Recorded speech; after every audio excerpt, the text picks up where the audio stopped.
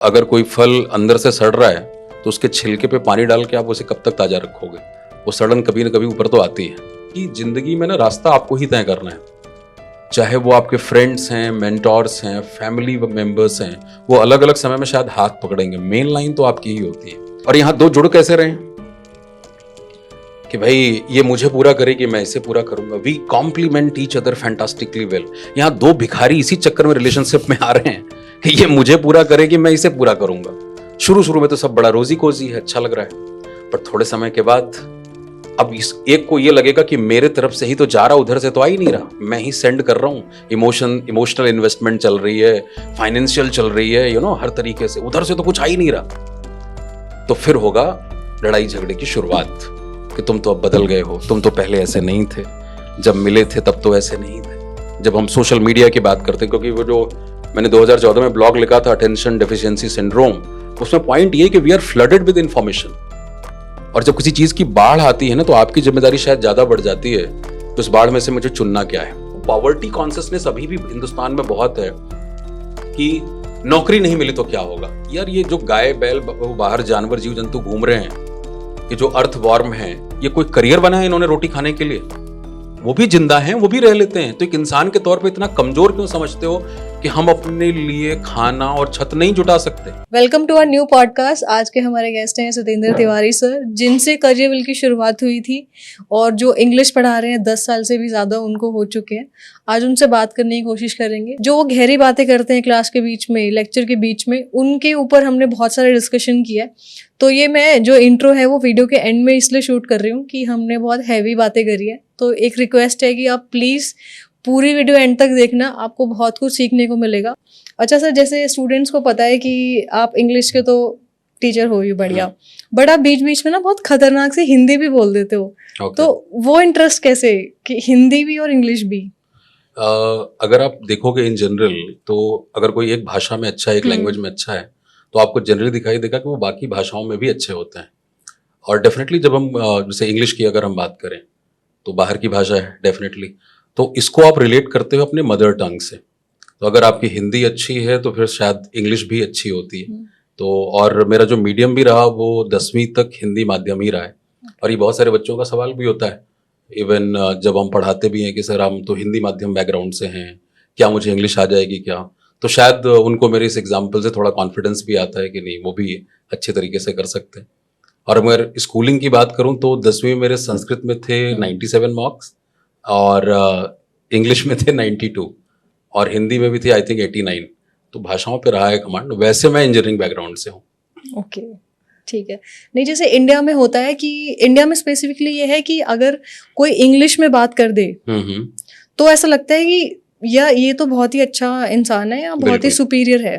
तो इंडिया में हिंदी अगर कोई इंग्लिश बोलता है तो वो सुपीरियर क्यों माना जाता है उसको? मुझे ऐसा लगता है कि इसके पीछे जो रीजन है वो कॉलोनियल हैंगओवर का रीजन है। बिकॉज इतने सालों तक हम गुलाम रहे, तो हमें ये दिमाग में बैठा हुआ है कि जो अंग्रेजी होगी वो अच्छी ही होगी, चाहे वो अंग्रेजी में कचरा ही क्यों ना हो। तो पॉइंट यही है कि हमें भाषा के ऊपर इंसान अच्छा है या उसके अंदर नॉलेज है, ये सही पैरामीटर नहीं है देखने का। और ये जो कॉलोनियल हैंगओवर टर्म मैंने यूज किया, ये बहुत सारी जगहों पे इस्तेमाल होता है। मतलब आप जो लोगों में देखोगे कि इन्फीरियरिटी कॉम्प्लेक्स वाली बात, जैसा आपने कहा कि अगर कोई अच्छी इंग्लिश बोल रहा है, someone is speaking fluent English, तो हमें लगता है कि अच्छा ये क्या ही बंदा होगा। तो वो उसी जो मानसिक दास्ता है, मानसिक गुलामी है, जिससे हम बाहर भी निकलते हुए नजर आ रहे हैं। अभी 75 ईयर्स कंप्लीट हुए हैं, तो काफी कुछ परिवर्तन हमें नजर आ रहा है। G20 समिट अभी होके हटी है और पूरे देश की जो एक ब्रांडिंग उभर के आई है, वो दिखा रहा है कि हम शायद उससे बाहर निकल रहे हैं, उस दिशा में कदम हम बढ़ा रहे हैं। सर, अभी थोड़ा सा आप अपनी जर्नी के बारे में बताइए। कि टीचिंग में कैसे शुरुआत हुई आपकी, क्या क्या हर्डल्स आए लाइफ में, उसके बारे में थोड़ा सा बताइए। एक्चुअली जब मैं अपनी इंजीनियरिंग कर रहा था, at that time I realized कि मेरा इंटरेस्ट किस फील्ड में है। और जैसे कि हमारे यहाँ मिडिल क्लास में एक सिस्टम होता है, मतलब हमारे यहाँ जनरली हम कॉन्सेप्ट्स ऑफ लाइफ जीते हैं।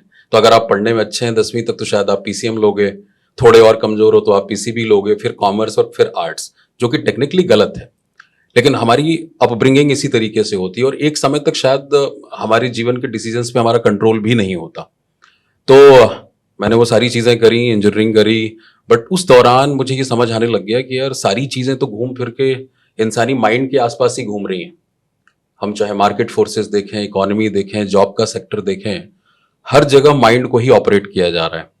तो फिर मेरा धीरे धीरे साइकोलॉजी में, माइंड में, पूरी ब्रेन की फंक्शनैलिटी में, इस एरिया में इंटरेस्ट आने लग गया। एक तरह से आप कह सकते हो कि लाइफ स्किल्स वाला जो पूरा एरिया है। And I started reading things, books पढ़ रहा हूँ मैं, लेक्चर सुन रहा हूँ दुनिया भर के जो स्पेशलिस्ट हैं उनके, और धीरे धीरे थोड़ा एंटरप्रेन्योरशिप में भी मेरा इंटरेस्ट जगने लग गया।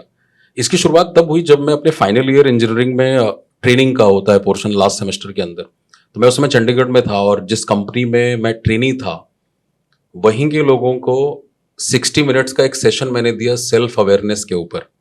और मैं फाइनल ईयर स्टूडेंट था। मेरे सामने जो लोग बैठे थे वो सब मुझसे 10 से 15 साल सीनियर लोग थे। वो सैटरडे की एक शाम थी और मुझे 4 से 5 बजे का स्लॉट जो है वो दिया गया वहाँ पे।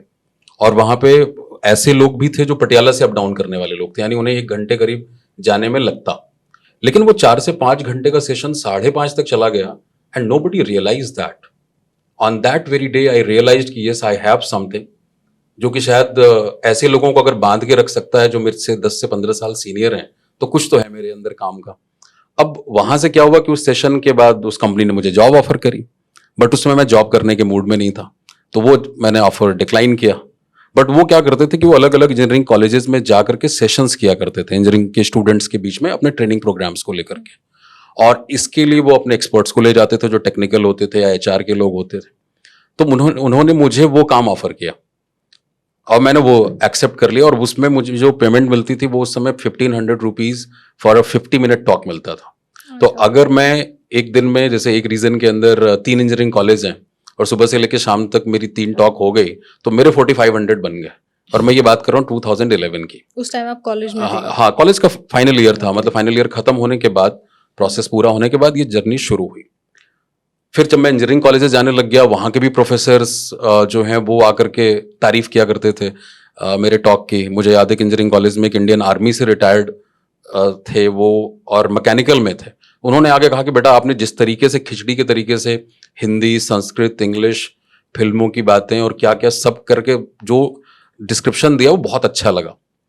तो फिर वो जो कहते हैं ना एक सेल्फ इवेल्युएशन वाली बात, मुझे लगने लग गया कि यार आज मुझे जिस काम में मैं अच्छा हूँ, अगर मुझे करीब 1 घंटे के 1500 मिल रहे हैं, लोग 8 घंटे काम करते हैं, तो इसका मतलब मैं जिस काम में अच्छा हूं अगर वो करूं तो मेरी पूरे महीने की क्या वैल्यूएशन है।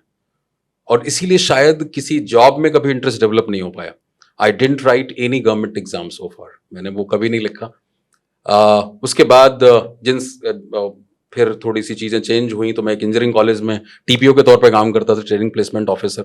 अब उसमें चंडीगढ़ और मोहाली से बहुत सारे कॉर्पोरेट्स आते थे, तो वो जब मुझसे इंटरेक्ट करते थे उन्होंने कहा कि sir you are a corporate material, you should be in corporates, आप यहाँ कॉलेज में क्या कर रहे हैं? तो मैंने कहा अभी करियर की शुरुआती जर्नी है, अलग अलग चीज़ें एक्सप्लोर कर रहे हैं। और फिर वहीं से एक सज्जन अभी चंडीगढ़ में ही कंपनी रन करते हैं, तो उन्होंने मुझे कॉर्पोरेट ट्रेनिंग के बारे में बताया, ये sir you are good at communication, ये वो, तो आप शायद अगर इस दिशा में जाएं तो बेहतर होगा। तो फिर मैंने भी एक्सप्लोर किया, फिर मुझे पता लगा, मैंने सर्टिफिकेशंस करी, NLP, माइंड मैपिंग, इन तरह के NLP is neuro linguistic programming, mind mapping. Time पे इस चीज की अवेयरनेस भी नहीं थी इस तरह की? हाँ शायद, क्योंकि मेरा इंटरेस्ट उस एरिया में ज्यादा था, माइंड के अंदर, क्योंकि मुझे ये समझ रहा था कि सब कुछ तो उसी हिसाब से, उसी के हिसाब से ऑपरेट हो रहा है। तो वो सर्टिफिकेशंस करी और फिर मैं 2014 के स्टार्टिंग में मैं आया दिल्ली, क्योंकि जो आपकी ट्राई सिटी का मार्केट है, Chandigarh, Panchkula, Mohali, that was limited for training industry. तो जब मैं यहाँ पे आया तो आचार्य प्रशांत, आज सभी लोग जानते हैं उन्हें, तो मैंने उनके साथ करीब 6 महीने काम किया अद्वैत फाउंडेशन के साथ। और मैं मुरादाबाद में 5 दिन होता था, MIT इंजीनियरिंग कॉलेज है, मुरादाबाद इंस्टीट्यूट ऑफ टेक्नोलॉजी, और AKGC Ajay Kumar Garg engineering college, ये गाजियाबाद में। तो यहाँ 6 दिन हम ट्रेनिंग देते थे, और जो हमारे टॉपिक्स भी होते थे, जैसे आज हम PDP की बात करते हैं, पर्सनैलिटी, तो personality is a very superficial thing, because persona is more of a mask thing, कि जो आप ऊपर से लगाते हैं। अब अगर कोई फल अंदर से सड़ रहा है तो उसके छिलके पे पानी डाल के आप उसे कब तक ताजा रखोगे? वो सड़न कभी ना कभी ऊपर तो आती है। तो वही चीज़ है कि हमारा जो प्रोग्राम था वो HIDP करके था, जो प्रशांत सर ने डिज़ाइन किया था, हॉलिस्टिक इंडिविजुअल डेवलपमेंट प्रोग्राम, कि जो हमारी यूनिकनेस एक इंडिविजुअल के तौर पे, क्योंकि हम सभी का DNA यूनिक है बाय डिफॉल्ट, तो इसका मतलब ऊपर वाले ने हम सभी को यूनिक बनाया हुआ है। लेकिन अगर हम असेंबली लाइन वाली लाइफ जीने लग जाएं जैसा सब जी रहे हैं, जो सब पढ़ाई कर रहे हैं, जो सब करियर बना रहे हैं, जैसे सब शादी कर रहे हैं, जैसे सब बच्चे पैदा कर रहे हैं, जैसे वो पोस्ट वेडिंग प्री वेडिंग कर रहे हैं, तो ये तो ऐसे लग रहा है कि script is already written, you are just a puppet और आप वो रोल निभा रहे हैं। तो वहां पे हमने बड़े अच्छे प्रोग्राम्स डिजाइन करे थे जहां पे हम लव के बारे में बात कर रहे हैं, और मैं मैकेनिकल इंजीनियरिंग के स्टूडेंट्स को लव 2.5 घंटे पढ़ा रहा हूँ, उनको एक्टिविटीज में सिखा रहा हूँ, वहाँ पे अलग अलग तरह की हम एक्टिविटीज कर रहे हैं, और बहुत ही होलिस्टिक डिजाइन किया था सर ने वो प्रोग्राम। तो वो भी बड़ा बहुत ही मजेदार जर्नी थी, बट शायद वो थोड़ा सा काम वॉलंटियर एक्ट ज़्यादा था, और मैं घर में मैं बड़ा हूँ, अपने भाइयों में तो मुझे ये था कि नहीं, थोड़ा करियर ओरिएंटेड भी जाना है, थोड़े पैसे भी चाहिए। तो फिर वहाँ से फिर दिशा बदली, और मैं टाइम इंस्टीट्यूट जो है कैट के लिए जाना जाता है, बहुत ही प्रीमियम इंस्टीट्यूशन है, उनको मैंने ज्वाइन किया। तो मैंने उनको पार्ट टाइम के लिए कहा था कि मुझे 3 दिन का काम चाहिए, सो दैट कि एक पैसे का सिस्टमेटिक सिस्टम बने, और साथ ही साथ मेरा जो कॉर्पोरेट ट्रेनिंग का था जुनून वो आगे चलता रहे। दिल्ली में भी मुझे मौका मिला था टाटा पावर के एम्प्लॉयज के साथ एक सेशन करने का उसी साल में। अच्छा, थ्रू आउट जब ये चीजें हो हाँ। रही थी तो कोई गाइडेंस करने देने वाला भी था कि कौन गाइड कर रहा था आपको कि अभी आप ये चीज कर लो नहीं, या मैं आप ये चीज एक्सप्लोर कर खुद लो? ही कर रहा था, खुद ही कर मतलब रहे आई थे। Was on LinkedIn back then in 2012 only. अच्छा। 2012 से मैं लिंक्डइन पे हूँ। तो आप जैसे पेरेंट्स आपके पापा या कोई आपको गाइड करता हो कि ऐसे कर ले या नहीं, ऐसे कर वो ले? लोग थोड़ा सा परेशान जरूर थे, बिकॉज उनको लग रहा था कि ये तो थोड़ा अजीब सा जा रहा है, हाँ, मतलब ये जैसे तो इंजीनियरिंग कर लिया तो भाई बाकी लोगों के बच्चे हम्म, जो हैं वो टीसीएस इन्फोसिस विप्रो में हम्म, जा रहे हैं, तुम क्या कर हम्म, रहे हो, मतलब ये ये वो क्या है। स्क्रिप्ट फॉलो नहीं करेगा ऐसा हाँ, उनको लगा मतलब होगा। था वो थोड़ा थोड़ा, हम्म, हर पेरेंट्स को होता है। जैसे मैं जब 1 साल के लिए मैं एक इंजीनियरिंग कॉलेज में टीपीओ था, तो जब मैंने वो जॉब छोड़ी तो उनको थोड़ा शौक लगा कि यार तुम्हारी जॉब ठीक हम्म, ठाक चल रही है, मंथली सैलरी आती है, 2 दिन छुट्टी भी रहती है, तो फिर तुम इसको छोड़ क्यों रहे हो। तो मेरा ये था कि जब तक आप एक डाली को छोड़ेंगे नहीं, अगली डाली पे जाएंगे कैसे, क्योंकि वो जो सिक्योरिटी वाला पूरा आइडिया है ना, सिक्योरिटी आपको हमेशा बाउंड्री के अंदर मिलती है, और हम सभी इंसान के तौर पे चाहते हैं चीज़ों को एक्सप्लोर करना। तो दिक्कत ये है कि एक्सप्लोर आप जब करेंगे तो बाउंड्री को तोड़ना पड़ेगा, बैरियर्स आपको ब्रेक करने पड़ेंगे। हम एक शेल को ब्रेक करके और बड़े शेल में जाते हैं, फिर और बड़े शेल में जाते हैं, और कई बार वो शेल भी हम खुद ही बना रहे होते हैं, क्योंकि मेरा ये दायरा है, तो या तो हम ठीक बट ठीक लगा ही लें। बट रिस्क लेने से भी तो डर लगता है ना हाँ, कि रिस्क लेने से बिल्कुल डर तो लगता ही है, वो रिस्क वाला फैक्टर हमेशा रहता है। जैसे अभी जो पेरेंट्स वाली बात हो रही थी, तो वही बात मैं वहीं पे आ रहा था। जैसे टाइम मैंने ज्वाइन किया तो शायद उसी के लिए ज्वाइन किया था कि चलो एक मन में एक शांति रहेगी, क्योंकि मैं बहुत ही यंग एज में था कॉर्पोरेट ट्रेनर के तौर पे, और ये फील्ड ऐसी है जहाँ पे थोड़ा जब आप एजेड हो जाते हैं, इवन मैंने इस तरह की बियर्ड रखनी शुरू करी थी उसी समय से कि मैं कम उम्र में थोड़ा ज़्यादा लगूं कि लोग मुझे सीरियसली लें। तो जो मैं टाटा पावर वाला इंसिडेंट बता रहा था, तो वो एक सर हैं, वो कॉर्पोरेट ट्रेनर थे, वो मुझसे मुलाकात हुई उनकी दिल्ली में आने के बाद, और उन्होंने कहा कि you have a unique interest, because emotional intelligence, spiritual intelligence, इसकी बात उस समय उतनी ज़्यादा नहीं हो रही थी। तो कहा कि आपका ये जो इंटरेस्ट है बड़ा यूनिक है, और मुझे लगता है, उन्होंने बड़ी अच्छी अच्छी बातें भी मेरे लिए की कि you have a fantastic career ahead in corporate training, this and that. तो उन्होंने एक सेशन कराया टाटा पावर में, और इन बड़ी कंपनियों के पास उनका ट्रेनिंग का बजट होता है, तो उन्हें करना ही होता है, एम्प्लॉइज भी आ जाते हैं सैटरडे को एक रिचुअल के तौर पे कि भाई लंच मिलेगा, ट्रेनर आएंगे, बातें करेंगे। तो लेकिन उस दिन ऐसा हुआ कि एक सीनियर सज्जन 55 ईयर्स के करीब उनकी एज थी, वो सेशन के बाद मेरे पास आए, उन्होंने यही बात कही कि बेटा सेशन तो हम अटेंड करते ही हैं, कंपनी की पॉलिसी है, लोग आते हैं, time management, goal setting, organisational development, इन पे टॉक होती है, लेकिन आपने जिस तरह से बातें करी हैं रियल, जो शायद कई बार हिट करने वाली भी थी, उस तरह से कोई बात नहीं करता। तो अच्छा ही लगा मुझे, मतलब, लेकिन उन सज्जन ने फिर मुझसे किनारा कर लिया जिन्होंने जो मुझे वहां ले गए थे। उनको शायद लगा हो कि कहीं ये मेरी ही जगह ना गड़बड़ कर दे, जितने उन्होंने वादे वादे किए थे वो सब खत्म हो गया। तो इससे एक बात तो समझ में आती है कि जिंदगी में ना रास्ता आपको ही तय करना है, चाहे वो आपके फ्रेंड्स हैं, मेंटोर्स हैं, फैमिली मेंबर्स हैं, वो अलग अलग समय में शायद हाथ पकड़ेंगे, मेन लाइन तो आपकी ही होती है। तो उस दौरान फिर 3-4 महीने, मतलब मैं उतना एक्टिव नहीं था, और उस दौरान मैंने ब्लॉग्स भी लिखे बहुत सारे। 2014 में ही सितंबर, यही अगस्त सितंबर का महीना था, क्योंकि रिफ्लेक्ट करने का टाइम मिलता है जब आप कहीं बिजी नहीं हो अपनी जिंदगी में, तो उस दौरान जो पढ़ा, जो समझा, उससे रिफ्लेक्ट भी किया। जैसे आज हम रील्स के जमाने में हैं, और यहाँ जो सबसे बड़ी बात आती है वो आती है अटेंशन डेफिशिएंसी। मेरा जो पहला ब्लॉग था वो इसी के ऊपर था कि attention deficiency syndrome, pandemic of 21st century. ये 21वीं सदी की पैंडेमिक है, अटेंशन डेफिशिएंट है, हम कहीं भी टिक नहीं सकते थोड़ी देर तक। और ये आपने उस टाइम लिखा था? हाँ, 2014 में, वो तो नेट पे अवेलेबल है। तो उस दौरान मैं काम नहीं कर रहा था, बट वही बात कि आप अपने आप को काम के लिए तैयार करते हैं। जैसे हमारे बहुत सारे स्टूडेंट्स भी होते हैं या नौजवान लोग हैं जो कॉम्पिटिटिव सेगमेंट में प्रिपरेशन कर रहे हैं, तो उनको जब असफलताएं मिलती तो उनको लगता है कि यार अब क्या होगा, अब क्या होगा, और वो बहुत बड़ा झटका भी होता है। लेकिन शायद वो आपको मौका मिलता है कुछ और अपने बारे में एक्सप्लोर करने का, सीखने का, पढ़ने का। तो खैर उसके बाद मैंने टाइम के लिए अप्लाई किया, और मैंने पार्ट टाइम के लिए किया था कि मेरा जो अपना शौक है ये वाला वो बना रहे। और मैंने बैंक पढ़ाने के लिए अप्लाई किया था, क्योंकि मुझे पता था बैंक पढ़ाने के लिए मुझे नहीं पढ़ना पड़ेगा उतना, बिकॉज मैंने खुद कैट की प्रिपरेशन करी थी अपने टाइम में। मेरी 2 क्लासेस हुई नोएडा सेंटर पे और उनके साउथ दिल्ली सेंटर पे, और एचआर का फोन आ गया कि सर हम आपको चाहते हैं कि you should B full time with us, you have a fantastic response from students. तो मैंने कहा चलो ठीक है भाई, देख लेते हैं। वो भी कर गया। अब वहां पे भी एक बड़े अच्छे लीडर मिले, जैसे हमारे पास यहाँ राकेश सर हैं एक फैमिली के हेड के तौर पे। तो मतलब अनफॉर्चुनेटली वो अभी है नहीं इस दुनिया में, 2020 में उनका निधन हो गया। उनका नाम अंकुर जैन था। तो उन्होंने मतलब मेरे अंदर उस तरह की स्किल्स देखी कि दिस पर्सन हैज पोटेंशियल। तो मैंने दिसंबर में ज्वाइन किया, 10 दिसंबर का वो दिन था, शायद मुझे अभी भी याद है। और जनवरी में उन्होंने मुझे कहा कि आप कैट क्यों नहीं पढ़ाते, you are a CAT material. तो and that was kind of अजीब सी बात थी वो, बिकॉज उस ऑर्गेनाइजेशन में भी इतनी जल्दी अगले सेगमेंट में पढ़ाने को नहीं मिलता, because CAT is the toughest examination, not of India only but Asia माना जाता है, अगर हम एप्टीट्यूड सेगमेंट की बात करें जहां पे इंग्लिश, मैथ्स और रीजनिंग पूछी जाती है। तो मैं कैट पढ़ाने लग गया। उसके बाद जनवरी 2015 में उनका एक सेशन था, शिवाजी कॉलेज है दिल्ली यूनिवर्सिटी का, और वहां पे टॉपिक था सेशन का, why petroleum prices declined across the globe, because 2014 में प्राइसेस अचानक बहुत तेजी से गिरी थी। वो सेशन उन्हें देने जाना था। उन्होंने मुझे कहा कि सत्येंद्र, आई फील कि आप अच्छा दे लोगे।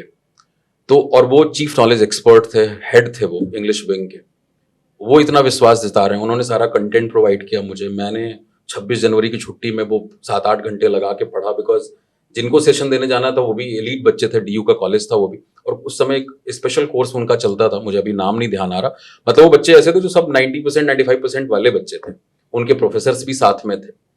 अब ऐसे में आप उनके सामने खड़े होकर बात करेंगे तो बात में दम होना चाहिए, तभी बात कर पाओगे। तो शायद वो सारा रिसर्च हुआ, 90 मिनट का वो सेशन था, बहुत ही अच्छा गया वो सेशन। और जो फैकल्टीज थे उन्होंने हमारी टीम को कहा कि सर के साथ एक और सेशन अरेंज कराओ। तो फिर वो दौर बड़ा अच्छा रहा। उसके बाद डीयू के बहुत सारे कॉलेजेस में अलग अलग टॉपिक्स के ऊपर सेशंस हुए। और ये बात थोड़ी सी मतलब ऑर्गेनाइजेशन के लिए भी नहीं थी कि कोई एक नया बंदा जो रिक्रूट किया गया है वो इतनी जल्दी ये सारे काम करने लग जाए। फिर मैं कैट के एलीट बैच लेने लग गया। एलीट बैच वो बैचेस होते थे जहां पे बच्चे DTU, IIT, SRCC, Saint Stephen's, यानी जो हमारे देश के एलीट कॉलेज हैं, और टाइम में उस समय करीब करीब 500 के करीब बच्चे इन कॉलेजेस से आते थे। और अच्छा, हाँ, सॉरी टू इंटरप्ट, हाँ, आपको ना बहुत डिटेल में याद है चीजें। हाँ बिल्कुल तो detail मतलब क्या ओवरथिंक करते हो आप? नहीं, ओवर थिंकिंग नहीं है। तो इतनी डिटेल में कैसे याद रहता है बिकॉज आपको? जब आप एक जर्नी को जीते हैं ना, हाँ। एक होता है देखो लाइफ में, जैसे आप सुपरफिशियल हैं या गहराई से आते हैं, तो शायद अगर आप सुपरफिशियलिटी के साथ लाइफ लीड करोगे तो वो चीजें भूल जाती हैं, बिकॉज लेकिन क्योंकि वो आप सारी चीजें जैसे आप अभी जो गहराई वाली बात कर रहे थे ना, कि बच्चे कहते हैं कि सर की गहराई बड़ी मतलब ऑर्गेनिकली निकलती है, नेचुरली, और हम बड़े सुनने में बड़ा मजा आता है। तो वो तब निकलती है क्योंकि वो शायद लाइफ उस तरह से जीने की कोशिश भी करी है मैंने। वो चीज मेरी अपनी है। वो अगर शायद किताबी होती, रट के मुझे मोटिवेशन देना होता, तो वो चीज नहीं निकलती। कि आप कैट के लिए पढ़ाते थे स्टूडेंट्स को, फिर वहां से एसएससी और बैंकिंग में कैसे शिफ्ट हुए? वो जो थोड़े थोड़े समय का एक पीरियड होता है, जैसे अब उस ऑर्गेनाइजेशन में भी 2 साल के बाद शायद मुझे लगने के लग गया कि मेरा पोटेंशियल और है। अब वहां पे भी, और उस समय मेरी शादी भी फिक्स हो रही थी, और मैंने उस समय वो जॉब छोड़ी जो अभी आप रिस्क की बात कर रहे थे। तो लोगों को लगा कि यार टाइम जैसा रेप्यूटेड ब्रांड, राइट, और इतनी अच्छी जॉब, अच्छे बच्चे पढ़ाने को मिल रहे हैं, एलीट बच्चे हैं, दिमाग उनका अच्छा, अच्छी आरसी पढ़ा रहा हूँ उनको, साइकोलॉजी, फिलोसफी, इकोनॉमिक्स, सब कुछ अच्छा चल रहा है। बट उसकी वजह से, कॉलेज सेशंस की वजह से भी चीजें अच्छी हो रही थी। मैं इंटरव्यू पैनल में होता था आईएम कॉल गेटर्स के, बच्चों का बड़ा अच्छा रिस्पॉन्स था, बहुत सारे बच्चे अभी भी कनेक्टेड हैं, वो उतने पुराने भी। लेकिन उस समय मैंने ट्रांजिशन किया कि मुझे ये लगा कि ये जो बैंकिंग एसएससी वाला सेगमेंट यहाँ पे है, अब हम उस पे आ रहे हैं कि इस पे आना कैसे हुआ। मुझे ये लगा कि जिन बच्चों को मैं गाइड कर रहा हूँ ऑलरेडी अच्छे बैकग्राउंड से आते हैं, बिकॉज वो देश के एलीट कॉलेज में है, इसका मतलब उनकी स्कूलिंग अच्छी हुई है, उनकी पेरेंटिंग अच्छी रही है, they belong to privileged class.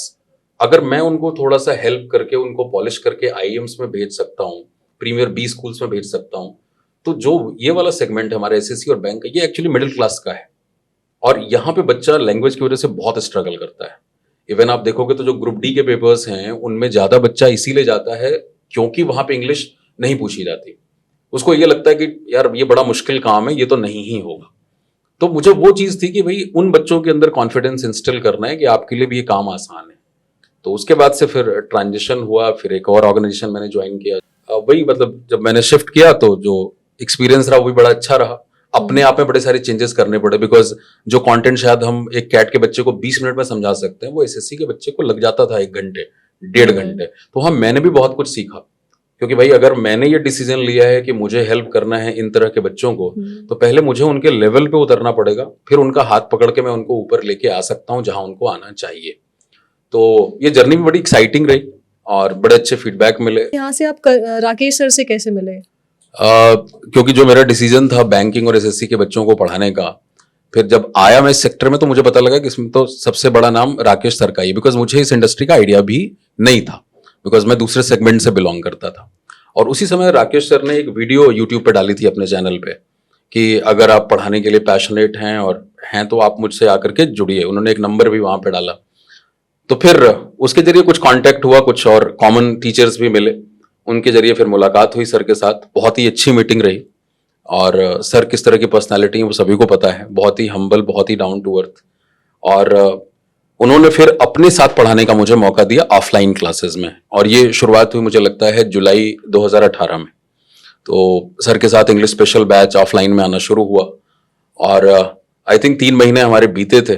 तो उसी के बाद सर ने ये आइडिया मेरे सामने इंट्रोड्यूस किया कि सर एक हमारे पास ऐप है करियरवेल ऐप, हम वहां पे भी एक एक्सपेरिमेंट करना चाहते हैं और मुझे लगता है कि आपके साथ वो करना सही रहेगा। तो यहाँ पे हम ऑनलाइन क्लासेस देंगे और बहुत ही नॉमिनल फीस में देंगे। तो वो भी मतलब एक रिस्क ही था, बिकॉज एक नई चीज, बट लेकिन मैं रिस्क लेता आया हूँ। वो एंटरप्रेन्योरियल अंदर से वो हमेशा से रहा है जिंदा। इवन एक पॉइंट मैंने मिस कर दिया, इंजीनियरिंग कॉलेज से निकलने के बाद मैंने अपना एक स्टार्टअप भी शुरू किया था। उसका नाम रिसेंट एजुसॉल था, जहां पे मैंने डिजाइन किए थे प्रोग्राम्स इंजीनियरिंग और मैनेजमेंट कॉलेजेस के बच्चों के लिए, और वो खासतौर से सॉफ्ट स्किल बेस्ड थे। 5 डेज का प्रोग्राम होता था। तो उसमें जाकर के उनको ट्रेन करना, बिकॉज ये बहुत बड़ी समस्या है हमारे देश में। सारी डिग्रीज इकट्ठी कर लेते हैं, but when it comes to communication, particularly in interview, GDs, they do not know how to handle this situation. तो वो सब किया था मैंने। तो मैंने कहा चलो एक जर्नी और लेते हैं, सर विश्वास दिखा रहे हैं ये। तो फिर वहां से शुरुआत हुई और बहुत ही बेसिक लेवल से हमने शुरू किया था। इसी मुखर्जी नगर में एक बिल्डिंग हमने रेंट पे ली, वहां पहले एक स्टूडियो बनाया, फिर 2 स्टूडियो बनाया, और अक्टूबर 2018 में पहला बैच आया था। और आयरनी आप ये देखो कि उस समय जो मेरा ऑफलाइन बैच था उसकी फीस जो थी वो 7,000 थी, और वो हम 599 में लेके आए थे। तो ये भी एक बड़ा गैप था कि पूरा का पूरा कोर्स आप इस प्राइस पॉइंट में पहुंचा रहे हैं। बट हमें ये समझना होगा कि इंडिया जो है वो प्राइस सेंसिटिव मार्केट है, और जिनको हम कैटर कर रहे हैं, बिकॉज करियरविल ने एक रिकॉर्ड ही कायम किया है अगर हम टेक सेगमेंट में देखें, और वो शायद हमारी शुरू से जो ये सोच रही है वो इसके पीछे बड़ा मुख्य कारण है कि जो बच्चा उन गांव में है, tier 2, tier 3, tier 4, tier 6 cities में, कस्बों में है, वो उतने पैसे नहीं पे कर सकता। तो अगर आप उसको क्वालिटी कंटेंट एक कम प्राइस में देंगे, कम फीस में देंगे, तो वो डेफिनेटली उसको एक्सेप्ट करेगा और घर घर तक हम पहुंचा पाएंगे एजुकेशन को। बिकॉज हमने एडवर्टाइजिंग मार्केटिंग पे कोई खास खर्चा नहीं किया करियरविल ने, बिकॉज पब्लिक डोमेन में सब जानते हैं, हमने कभी वो खर्चा नहीं किया। लेकिन आज हम जिस लेवल पे हैं, क्योंकि जब मैंने शुरू किया था तो उस समय करियरविल का डाउनलोड 10,000 था, और आज हम करीब आई थिंक 60 लाख से ऊपर है। ये जर्नी इसी साल अक्टूबर में हम 5 साल इसको कंप्लीट करेंगे। तो ये अपने आप में एक बहुत ही रिमार्केबल जर्नी है, और इसके लिए डेफिनेटली क्रेडिट जाता है राकेश सर को, बिकॉज उन्होंने ये सारी चीजें कंसीव की, कंसेप्चुलाइज किया, सोचा, और फिर एक सिस्टमेटिक तरीके से इसको आगे बढ़ाया, और जहां से शुरुआत हुई। सर बार बार ये बोलते भी हैं जब भी उन्हें मौका मिलता है, तो मैं इस पॉडकास्ट के माध्यम से भी उन्हें बहुत धन्यवाद कहना चाहूंगा। मुझे शायद मौका नहीं मिल पाता, वो साथ में खड़े होते हैं, वो बोल देते हैं कि सत्येंद्र सर ने शुरू किया, लेकिन डेफिनेटली मतलब उनका जो रोल है वो एक बड़े भाई के तौर पे ही रहा है, और शायद हमारे ऑर्गेनाइजेशन का कल्चर भी यही है। आप देखोगे अगर मतलब ऑर्गेनाइजेशनल पॉइंट ऑफ व्यू से मैं अगर बात करूं, तो आज हम कंप्लायंस टू कमिटमेंट वाली जर्नी में, आप बड़े बड़े कॉर्पोरेट्स को देखिए, आज वो प्रेशर नहीं है कि आप 9 to 5 वाली नौकरी करें, अगर आपकी पंचिंग नहीं हुई तो सैलरी कट जाएगी, ये सब चीजें बड़ी कंपनियों से भी हट चुकी हैं। तो कंप्लायंस से ज्यादा कमिटमेंट की, जो आपके यहाँ एम्प्लॉय है वो खुद बड़े कमिटमेंट से काम कर रहा है, बिकॉज उसको लग रहा है कि उसके बदले उसको रिटर्न मिलेगा। तो सब अपने अपने आप में, जैसे कहते हैं ना, अपना बिजनेस ओन कर रहे हैं आप। तो यहाँ पे एम्प्लॉय से ज्यादा आप खुद के ओनर हैं। अगर आप चाहते हैं कि आपका बेहतर हो, बेटरमेंट हो करियर में, तो you have to give your best. तो ये कल्चर डेवलप हुआ है और वो लीवे हमेशा से राकेश सर ये देते रहे हैं। ठीक है सर, अब एक अनयूजुअल सा सवाल है हाँ, कि थोड़ा प्यार के बारे में बताइए कि आप क्या सोचते हो प्यार के बारे में। प्यार जैसे के आपने बारे भी बताया कि एक आपने लेक्चर दिया था पूरा इसी के हाँ, ऊपर, लव के ऊपर। हाँ, वो तो सेशंस होते हैं। उसके, हाँ, तो यंग बच्चों को थोड़ा बताइए इसके बारे में। अच्छा, एक जो सबसे बड़ी समस्या जो आपने यंगस्टर्स वाली बात करी है ना, इसमें हमें ये देखना पड़ेगा कि जैसे ही हार्मोन्स बदलते हैं, 10 साल तक तो लड़का लड़की सब ठीक ठाक है, कोई दिक्कत नहीं। वैसे आजकल हार्मोन्स जल्दी आ रहे हैं बच्चों के, वो शायद खाने पीने में भी गड़बड़ हो रही है। अदरवाइज प्यूबर्टी के बाद सारी फीलिंग्स बदलती है। अब उसी लड़के और लड़की जो साथ में पहले खेल रहे थे, अब शायद 12-13 साल में वो हाथ मिलाएं या एक दूसरे को स्पर्श करें, उनको लगता है कुछ स्पेशल हो गया, और शायद ये थोड़े और समय तक बना रहे, 14-15 साल तक, और उसको आप फिर नाम दे दो प्यार का। तो ये हार्मोन्स है, अगर आपके हार्मोन्स निकाल लिए जाए मेल और फीमेल वाले, तो वो प्यार गायब हो जाएंगे। तो पहली बात को, प्यार को हम बड़े ही बेसिक लेवल पे चले, और लव तो हम बड़े, I love my shoes, I love my car, I love my house. Love इतना हल्का शब्द नहीं है। एक जो सबसे बड़ी समस्या फिर फर्दर निकल के आती है कि अटैचमेंट और लव को हम एक समझ लेते हैं, जबकि वो डायमेट्रिकली ऑपोजिट कॉन्सेप्ट्स हैं। अब मैं थोड़ा इसको समझाने की कोशिश करता हूं, अटैचमेंट होता कैसे है। कि भाई आप किसी भी चीज के साथ अटैच्ड हो सकते हो। आपका कोई फोन आपके पास 2 साल रहा, आपकी गाड़ी है, आपका घर है, आपका कमरा है, आपका बेड है, अटैचमेंट तो किसी के साथ हो सकती है। तो वैसे ही हमें अटैचमेंट किसी इंसान के साथ भी हो सकती है, because mind is a function of time and space. हमारा माइंड कहीं पे भी अगर थोड़ी देर रह जाए, टाइमिंग की बात, और उस जगह पे रह जाए, तो उससे कनेक्शन, एसोसिएशन बिल्ड कर लेता है। तो उसका ये मतलब नहीं है कि वो लव है। और अगर हम थोड़ा इसको फ्लो चार्ट के जरिए समझने की कोशिश करें, तो सबसे पहला काम क्या होता है कि जब आप किसी से मिलते हो तो आप उसको अटेंशन देते हो, थोड़ी देर अटेंशन देते रहो। अटेंशन के बाद होगा अट्रैक्शन, अट्रैक्शन के बाद होती है अब अटैचमेंट। अब उसके मैसेज का इंतजार, खाना खाया कि नहीं, कैसी हो, क्या कर रहे हो, अरे मैसेज आज नहीं आया। तो अटेंशन, अट्रैक्शन, अटैचमेंट। अटैचमेंट के बाद अब आती है बात एडिक्शन की। अब लत लग गई, जो गाना भी है ना, मुझे लत लग गई, हमें लत लग जाती है फिर उस इंसान की, उस मैसेज की। एडिक्शन के बाद क्या आती है? स्लेवरी। कोई भी लत आपको किधर लेके जाती है? गुलामी की तरफ लेके जाती है, क्योंकि अब आप उस लत के गुलाम हैं। बेचैन हो जाएंगे आप, फोन नहीं उठ रहा, मैसेज नहीं आ रहा, नाराजगी है क्या? पहले फोन बंद हुआ, फिर आपने व्हाट्सएप किया, उसका भी जवाब, मैसेज का जवाब भी नहीं आ रहा, ईमेल का जवाब, लग रहा है मामला गड़बड़ी हो गया आपके। तो ये अटैचमेंट, एडिक्शन, एडिक्शन से गुलामी, और गुलामी किधर लेके जाती है? सफरिंग की तरफ। कोई भी गुलामी कभी आपको खुशहाली दे सकती है? नहीं। तो मैंने ये फ्लो चार्ट बड़े लॉजिकली तरीके से समझाने की कोशिश करी है, बिकॉज मैं इंग्लिश में भी, बच्चे इसी बात से जानते हैं कि सर साइंस ऑफ लैंग्वेज समझाते हैं, चाहे वो ग्रामर है, वोकैबुलरी या कॉम्प्रिहेंशन है। हम एप्टीट्यूड टेस्ट की तैयारी कर रहे हैं, आप यहाँ थियरी पढ़ने नहीं आते। सब कुछ पढ़ने के बाद हम आपको काम के लायक बनाते हैं। तो वही चीज यहां पे भी है।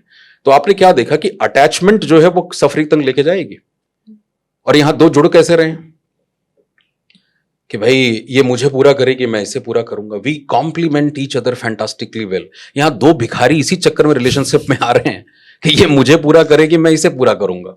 शुरू शुरू में तो सब बड़ा रोजी कोजी है, अच्छा लग रहा है, पर थोड़े समय के बाद अब इस एक को ये लगेगा कि मेरे तरफ से ही तो जा रहा, उधर से तो आ ही नहीं रहा, मैं ही सेंड कर रहा हूं। इमोशनल इन्वेस्टमेंट चल रही है, फाइनेंशियल चल रही है, हर तरीके से, उधर से तो कुछ आ ही नहीं रहा। तो फिर होगा लड़ाई झगड़े की शुरुआत कि तुम तो अब बदल गए हो, तुम तो पहले ऐसे नहीं थे, जब मिले थे तब तो ऐसे नहीं थे। तो भाई दो भिखारी करेंगे क्या? आप मिले थे इस चक्कर में कि मुझे पूरा करेगा, मैं इसे पूरा करूंगी टाइप। पूरा करने के लिए खुद के पास होना तो चाहिए। हैं दोनों खोखले, खाली, इसी चक्कर में मिले थे वो। तो जब आपके अंदर ही खोखलापन है तो आप सामने वाले को क्या ही देंगे? तो फिर शायद जो शुरू हुआ था वो 6 महीने के बाद ये लगने लगता है कि we should part our ways. I think it's not working any more and this is the reality of today. Breakup, matchup, patchup, ये सब चल रहा है, और बड़ी कम उम्र से अब तो शुरू हो गया बच्चों के। वो शायद जिसको कहते हैं ना कि मिसप्लेस्ड प्रायोरिटीज हैं, वो हार्मोन्स को इंस्टिगेट करने वाले सोर्सेज भी आज बहुत हैं। जब हम सोशल मीडिया की बात करते हैं, क्योंकि वो जो मैंने 2014 में ब्लॉग लिखा था अटेंशन डेफिशिएंसी सिंड्रोम, उसमें पॉइंट ये कि we are flooded with information, और जब किसी चीज की बाढ़ आती है ना तो आपकी जिम्मेदारी शायद ज्यादा बढ़ जाती है कि उस बाढ़ में से मुझे चुनना क्या है। तो जब आपके पास इतना कुछ है देखने के लिए, कंज्यूम करने के लिए, सुनने के लिए, पढ़ने के लिए, तो इसमें वो भी लोग हैं जो शायद इसका बेहतर इस्तेमाल कर जाएं और बड़ी बड़ी उपलब्धियां हासिल कर लें, बहुत कुछ सीख लें। लेकिन इसके लिए इनर कॉन्सियसनेस थोड़ा चाहिए। ज्यादातर लोग तो बह जाएंगे, और वो आज की बहुत बड़ी समस्या। आज छोटे छोटे बच्चे जो हैं, जिसको हम कह रहे हैं कि वर्चुअल ऑटिज्म के शिकार हैं वो। मैं खुद, अभी मेरी डॉटर 2 साल की हो रही है और मैंने घर में टेलीविजन नहीं रखा हुआ है। हम तो दिन भर टीवी नहीं रखा, उसके होने के बाद हटा दिया टीवी। फोन हम मतलब नहीं ही यूज करते हैं। क्लास तो लेते हैं, वो पैनल है ये जो चाहे देख सकते हैं, बट बच्चे के सामने नहीं है वो।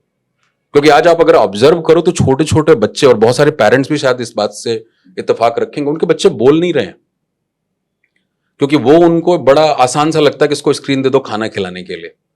और बच्चा जो है वो एक वर्चुअल दुनिया में जी रहा है, तो उसको रियलिटी से कोई लेना देना नहीं। जो बच्चे का ब्रेन है वो शायद 5 साल तक बहुत ज्यादा काम करता है, डेवलप होता है, उसको बहुत सारी चीजें एक्सप्लोर करनी है। आपने उसको सोफा पे बैठा के फोन पकड़ा दिया। अब बच्चे, पेरेंट्स कह रहे जी बच्चा बोलता नहीं, आप बोल रहे हो क्या उसके साथ? बच्चा आपके ज्ञान से नहीं चलेगा, बच्चा जो देखेगा वो करेगा। आप भी फोन में लगे हैं, वो भी फोन में लगा है। तो बात क्या कर रहे थे भाई, दो हम प्यार वाली ना। हाँ, तो वहां पे फिर वापस आ जाते हैं। ठीक है, तो सर आपके हिसाब से फिर ट्रू लव क्या है? ट्रू लव डेफिनेटली अटैचमेंट नहीं है, एक सेंस ऑफ बिलोंगिंगनेस होनी चाहिए। जैसे अभी हम एक जो फ्लो चार्ट अभी मैंने डिस्कस किया, attention, attraction, attachment, addiction, slavery and suffering. तो अगर हमारे सो कॉल्ड लव रिलेशनशिप्स में आपको सफरिंग मिल रही है, ये दो पति पत्नी के बीच में भी, मतलब एक कपल के बीच में हो सकती है, दो प्रेमियों के बीच में हो सकती है, किसी भी दो नॉन लोगों के बीच में हो सकती है। अगर आप उस संबंध में सफरिंग में हैं तो इसका मतलब वहां लव तो नहीं है, ये बात पक्की है कुछ और। अब लव क्या है? जैसे मैंने कहा कि जो अटैचमेंट और लव है ये डायमेट्रिकली ऑपोजिट कॉन्सेप्ट्स हैं। लव आपको कंप्लीट फ्रीडम देता है, और अगर वो सीखना है तो आप एक छोटे बच्चे से सीख सकते हैं। लव को सीखने का तरीका एक छोटे बच्चे को आप देख लीजिए, क्योंकि जो हमारी नेचुरल इंस्टिंक्ट्स हैं वो एक बच्चे में साफ नजर आती हैं। उसके अंदर फ्रीडम है, उसके अंदर जॉय है। आप एक छोटे बच्चे को देखो, वो अभी चिघाड़े मार के रो रहा है और थोड़ी देर में वो हंसने भी लगता है, और उसके रोने में भी वही इंटेंसिटी है जो उसके हंसने में है। क्यों? क्योंकि वो लाइफ के साथ कंप्लीटली इमर्स्ड है। वो ये भी नहीं सोच रहा कि ये मेरे बारे में क्या सोच रहे होंगे, मैं रोता हुआ अच्छा लग रहा हूं कि नहीं, मेरा मेकअप तो नहीं खराब हो गया, ये ना, लोग मेरे क्या देख रहे होंगे, मेरा चेहरा कैसा लग रहा है हंसते हुए, दांत तो नहीं दिख रहे। वो कुछ नहीं सोचता है। तो हम जो बड़े समझदारों के बच्चों को सिखाने जाते हैं ना, अगर आप बच्चों को ऑब्जर्व करने लग जाएं तो हमें उनसे बहुत कुछ सीखने को मिल जाता है। आप उनको छोड़ दीजिए, क्योंकि वो प्योर फॉर्म में है। हम तो फिर करप्ट करने वाला काम ज्यादा करेंगे। अपना जिंदगी जो दर्द में है, जिस फिलॉसफी और जिस तरीके से हमने चला है, शायद वही हम उसके ऊपर भी थोप देते हैं। आप देखो, ऑब्जर्व भी किया होगा, गर्ल्स इन जनरल जब बच्चियां होती हैं छोटी, तो वो हाईली एनर्जेटिक होती हैं, बिकॉज मतलब लेडी को नेचर ने पावर भी दिया है, वो हर तरीके से ज्यादा एम्पावर्ड है। मतलब इसमें कोई इस तरह की डिबेट वाली बात नहीं है, बट है, वो शक्ति है उसके अंदर। मेंटली हम ज्यादा स्ट्रांग पाते हैं लड़कियों को। लेकिन समय बढ़ने के साथ साथ वो लड़कियां चुप हो जाती हैं, ये हमारी सोसाइटी में नजर आता है। तो जो बच्ची इतनी उच्छृंखल थी, एनर्जी थी उसके अंदर, वो चुप कैसे हो गई? क्योंकि आपने जो नेचुरल था उसको दबा दिया। तो नेचुरल अगर आप दबाओगे तो फिर वो दबता चला जाएगा, और फिर वो परमानेंटली चुप हो जाता है बच्चा। अब जैसे बच्चा सवाल पूछता है, लोग कहते हैं अरे चुप रहो, कितना पूछते हो, कितने बात करते हो, कितना बोलते हो। वो बच्चा चुप नहीं हो जा रहा है। आज तो बच्चे 6-7 साल में चुप हो जा रहे हैं।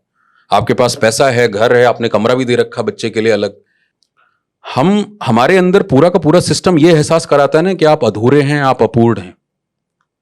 इस इंसान से जुड़ जाइए, पूरे हो जाएंगे। ये फोन खरीद लीजिए, पूरे हो जाएंगे। ये क्रीम लगा लीजिए, पूरे हो जाएंगे। ये गाड़ी खरीद लीजिए, पूरे हो जाएंगे। वो तो ये करते रहेंगे, हम पूरे ही हैं, अधूरे नहीं हैं। और वो एहसास उस छोटे बच्चे को है, लेकिन जैसे ही वो थोड़ा बड़ा होगा, अब हम उसे झुनझुने पकड़ाने शुरू करेंगे। अब हम उसे सक्सेस बताएंगे कि बेटा आप ये करेंगे तो आपको ये मिलेगा। वो बच्चा खुद ही कर रहा था ना, वो, उसको रात दिन का भी नहीं पता है। वो दिन में, रात में भी जग जाते हैं बच्चे, तो उनको खेलना है, वो खेलेंगे। अब हम उन्हें कॉन्सेप्ट देना शुरू करेंगे कि भाई आप ये करोगे तो आपको ये मिलेगा। और आप जब थोड़ा डीप डाउन देखना शुरू करते हैं तो ये प्रोग्रामिंग जो हमारे दिमाग में बचपन में डाली गई, ये उम्र बढ़ने के साथ साथ यही काम करती है। हम 2 ऑपरेटर से ऑपरेट होते हैं, या फियर या ग्रीड। बच्चे को या तो आपने डरा के काम कराया था कि ये नहीं करोगे तो ये नहीं मिलेगा, या आपने उसे लालच दिया था कि ये करोगे तो तुम्हें ये मिलेगा, टॉपर आओगे, फर्स्ट आओगे तो ये तुम्हें मिलेगा। क्या बड़े होने के बाद भी हम इन्हीं दो ऑपरेटर से काम नहीं कर रहे? मैं ये नहीं करूंगा तो मुझे ये नहीं मिलेगा, या तो डरा रहे हैं। स्कूल कॉलेज में भी वो कह रहे हैं कि भाई तुम्हारा इतना परसेंट अटेंडेंस नहीं होगा तो हम तुम्हें एग्जाम में नहीं बैठने देंगे। ये कॉलेज में कहा जा रहा है ना। तो इसका मतलब कि उम्र तो बढ़ गई, लेकिन ऑपरेटर अभी भी आपके वही दो हैं। कॉलेज आप शायद पढ़ने के लिए नहीं जा रहे, या उसके लिए मैं उसमें और डिटेल में जाऊंगा तो और बातें हो सकती हैं। दोनों तरफ से प्रॉब्लम है, शायद पढ़ाने के तरीके को लेकर के भी प्रॉब्लम हो सकती है, या बच्चे को पढ़ाई के लिए जो आपने बचपन से समझाया है कि पढ़ाई एक मीन्स है जिसके जरिए तुम्हें ये एंड मिलेगा। जो आपका चिराग था, आपकी गुड़िया थी, आप उसके लिए इतने हिंसक हो जाते हो, तो वो इस सिचुएशन पे आप पहुंचा रहे हो।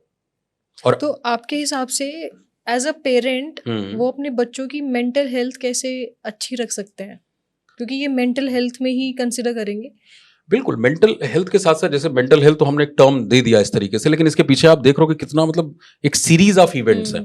जैसे मैंने कहा कि बचपन से ही उसकी पूरी प्रोग्रामिंग और कंडीशनिंग वैसे हो रखी है, तो उस कंडीशनिंग को बदलने की जरूरत है कि जो एज ह्यूमंस हमारे अंदर जो यूनिकनेस है, आप उसको फ्लरिश होने का मौका दें, उसको ब्लूम होने का मौका दें। हम क्या करते हैं ना, जैसे हम सभी बचपन में कोई ना कोई हॉबी होती है, कोई गाना गा रहा होता है, कोई आर्टिस्ट बन रहा हो, कोई स्केचिंग कर रहा है, लेकिन बड़े होते कितने लोग इस हॉबी को परसू करते हैं? हॉबी वो दबा दी जाती है। तो जो आपका नेचुरल था वो दबा दिया गया, ऊपर से आपको लेयर्स पहना दी गई कि बेटा समाज ये चाहता है, तुम ऐसे रहो, ऐसे हंसो, ऐसे बोलो, ये वाला कोर्स करो, ये वाली नौकरी करो, ऐसी जिंदगी जियो। तो अब तो ये मास्किंग है पूरी तरीके से।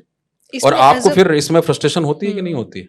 होती है, होती है, सबको होती है। एज अ पेरेंट, जैसे आपने यहाँ पे प्रॉब्लम्स बताई हैं कि ये प्रॉब्लम्स हो रही हैं, बट एज अ पेरेंट बच्चों की मेंटल हेल्थ कैसे सही हो सकती है?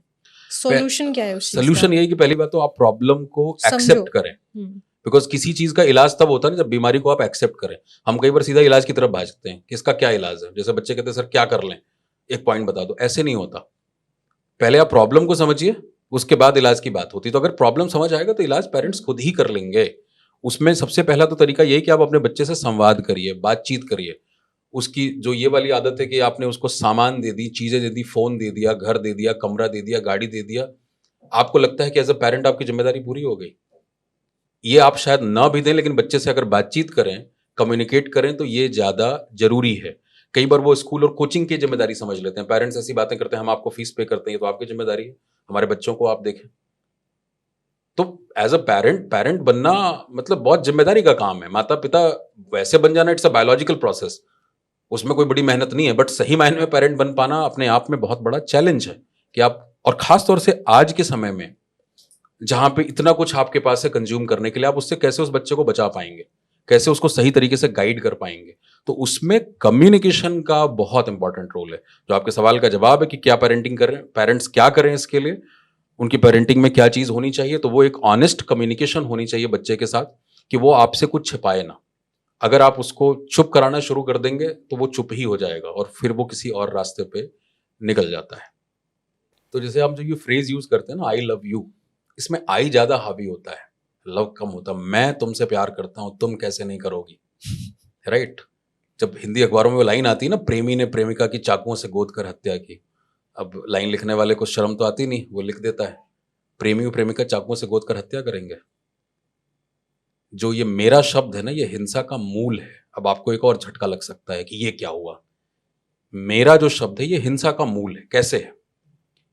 जैसे ही आप किसी चीज को मेरा कहते हो, उसी क्षण आपने किसी चीज को पराया कर दिया। और जहां मेरा होगा वहां मालकियत होगी, मालकियत होगी तो फिर क्या होगा? शोषण होगा। मालिक और गुलाम में प्यार होता है कभी? एक अगर मालिक है दूसरा गुलाम है, क्या संबंधों में नहीं है ये हमारे? एक मालिक बना हुआ, दूसरा गुलाम बना हुआ, एक दूसरे को ऑपरेट कर रहा है, तुम ऐसे करो, तुम ऐसे पहनो, तुम ऐसे बातें करो। तो मालिक और गुलाम में कभी प्यार का संबंध नहीं हो सकता। तो मेरा पहली बात ये, जो उसको हम बहुत बोलते हैं, वो मुझे लेके बहुत पजेसिव हैं, यू नो। लड़कियां इस चीज को फ्लॉन्ट करती हैं कि अरे मेरे पतिदेव, मेरा बॉयफ्रेंड बहुत पजेसिव है। तो वही बॉयफ्रेंड फिर वो करामात करेगा जो न्यूज में आता है, क्योंकि आप तो बनी है पजेशन, सामान। और सामान फिर वो होगा भी सजना है मुझे सजना के लिए, तो वो सामान बना भी रहा है आपको। फिर वहां से जब कहानी आगे शुरू होती तो मैट्रिमोनियल साइट पे भी पहुंचती है, वहां भी इतने फिट, इतने इंच, गोरा रंग, गृह कार्य दक्ष बहू है, पति चाहिए तो इतने डिजिट सैलरी वाला चाहिए। तो तुमने पूरा चक्र ही इंसान को सामान बनाने वाला कर दिया। तो फिर डाइवोर्स रेट भी वहां ऑल टाइम हाई होंगे। तो ये सारा चक्र कैसे चल रहा है, ये आपको फिर नजर आना शुरू हो जाता है। तो ये जो मेरा वाला मामला है, इसको बंद करना पड़ेगा।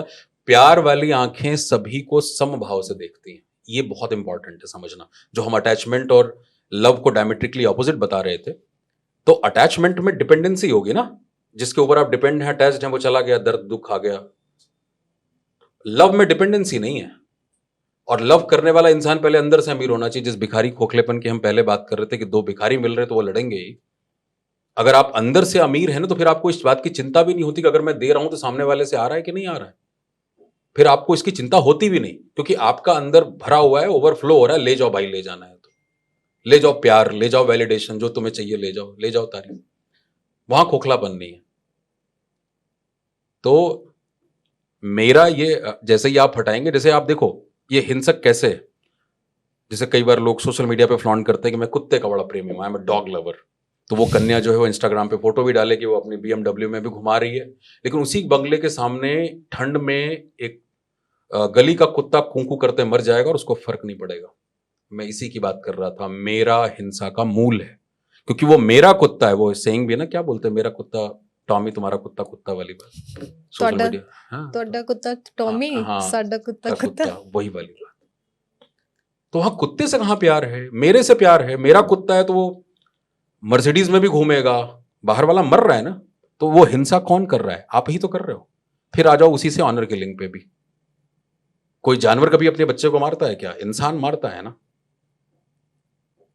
मेरा बेटा, मेरी ही बेटी तो थी वो, जब पैदा हुई थी, गुड़िया हुई है, चिराग, कुलदीपक, सब था वो।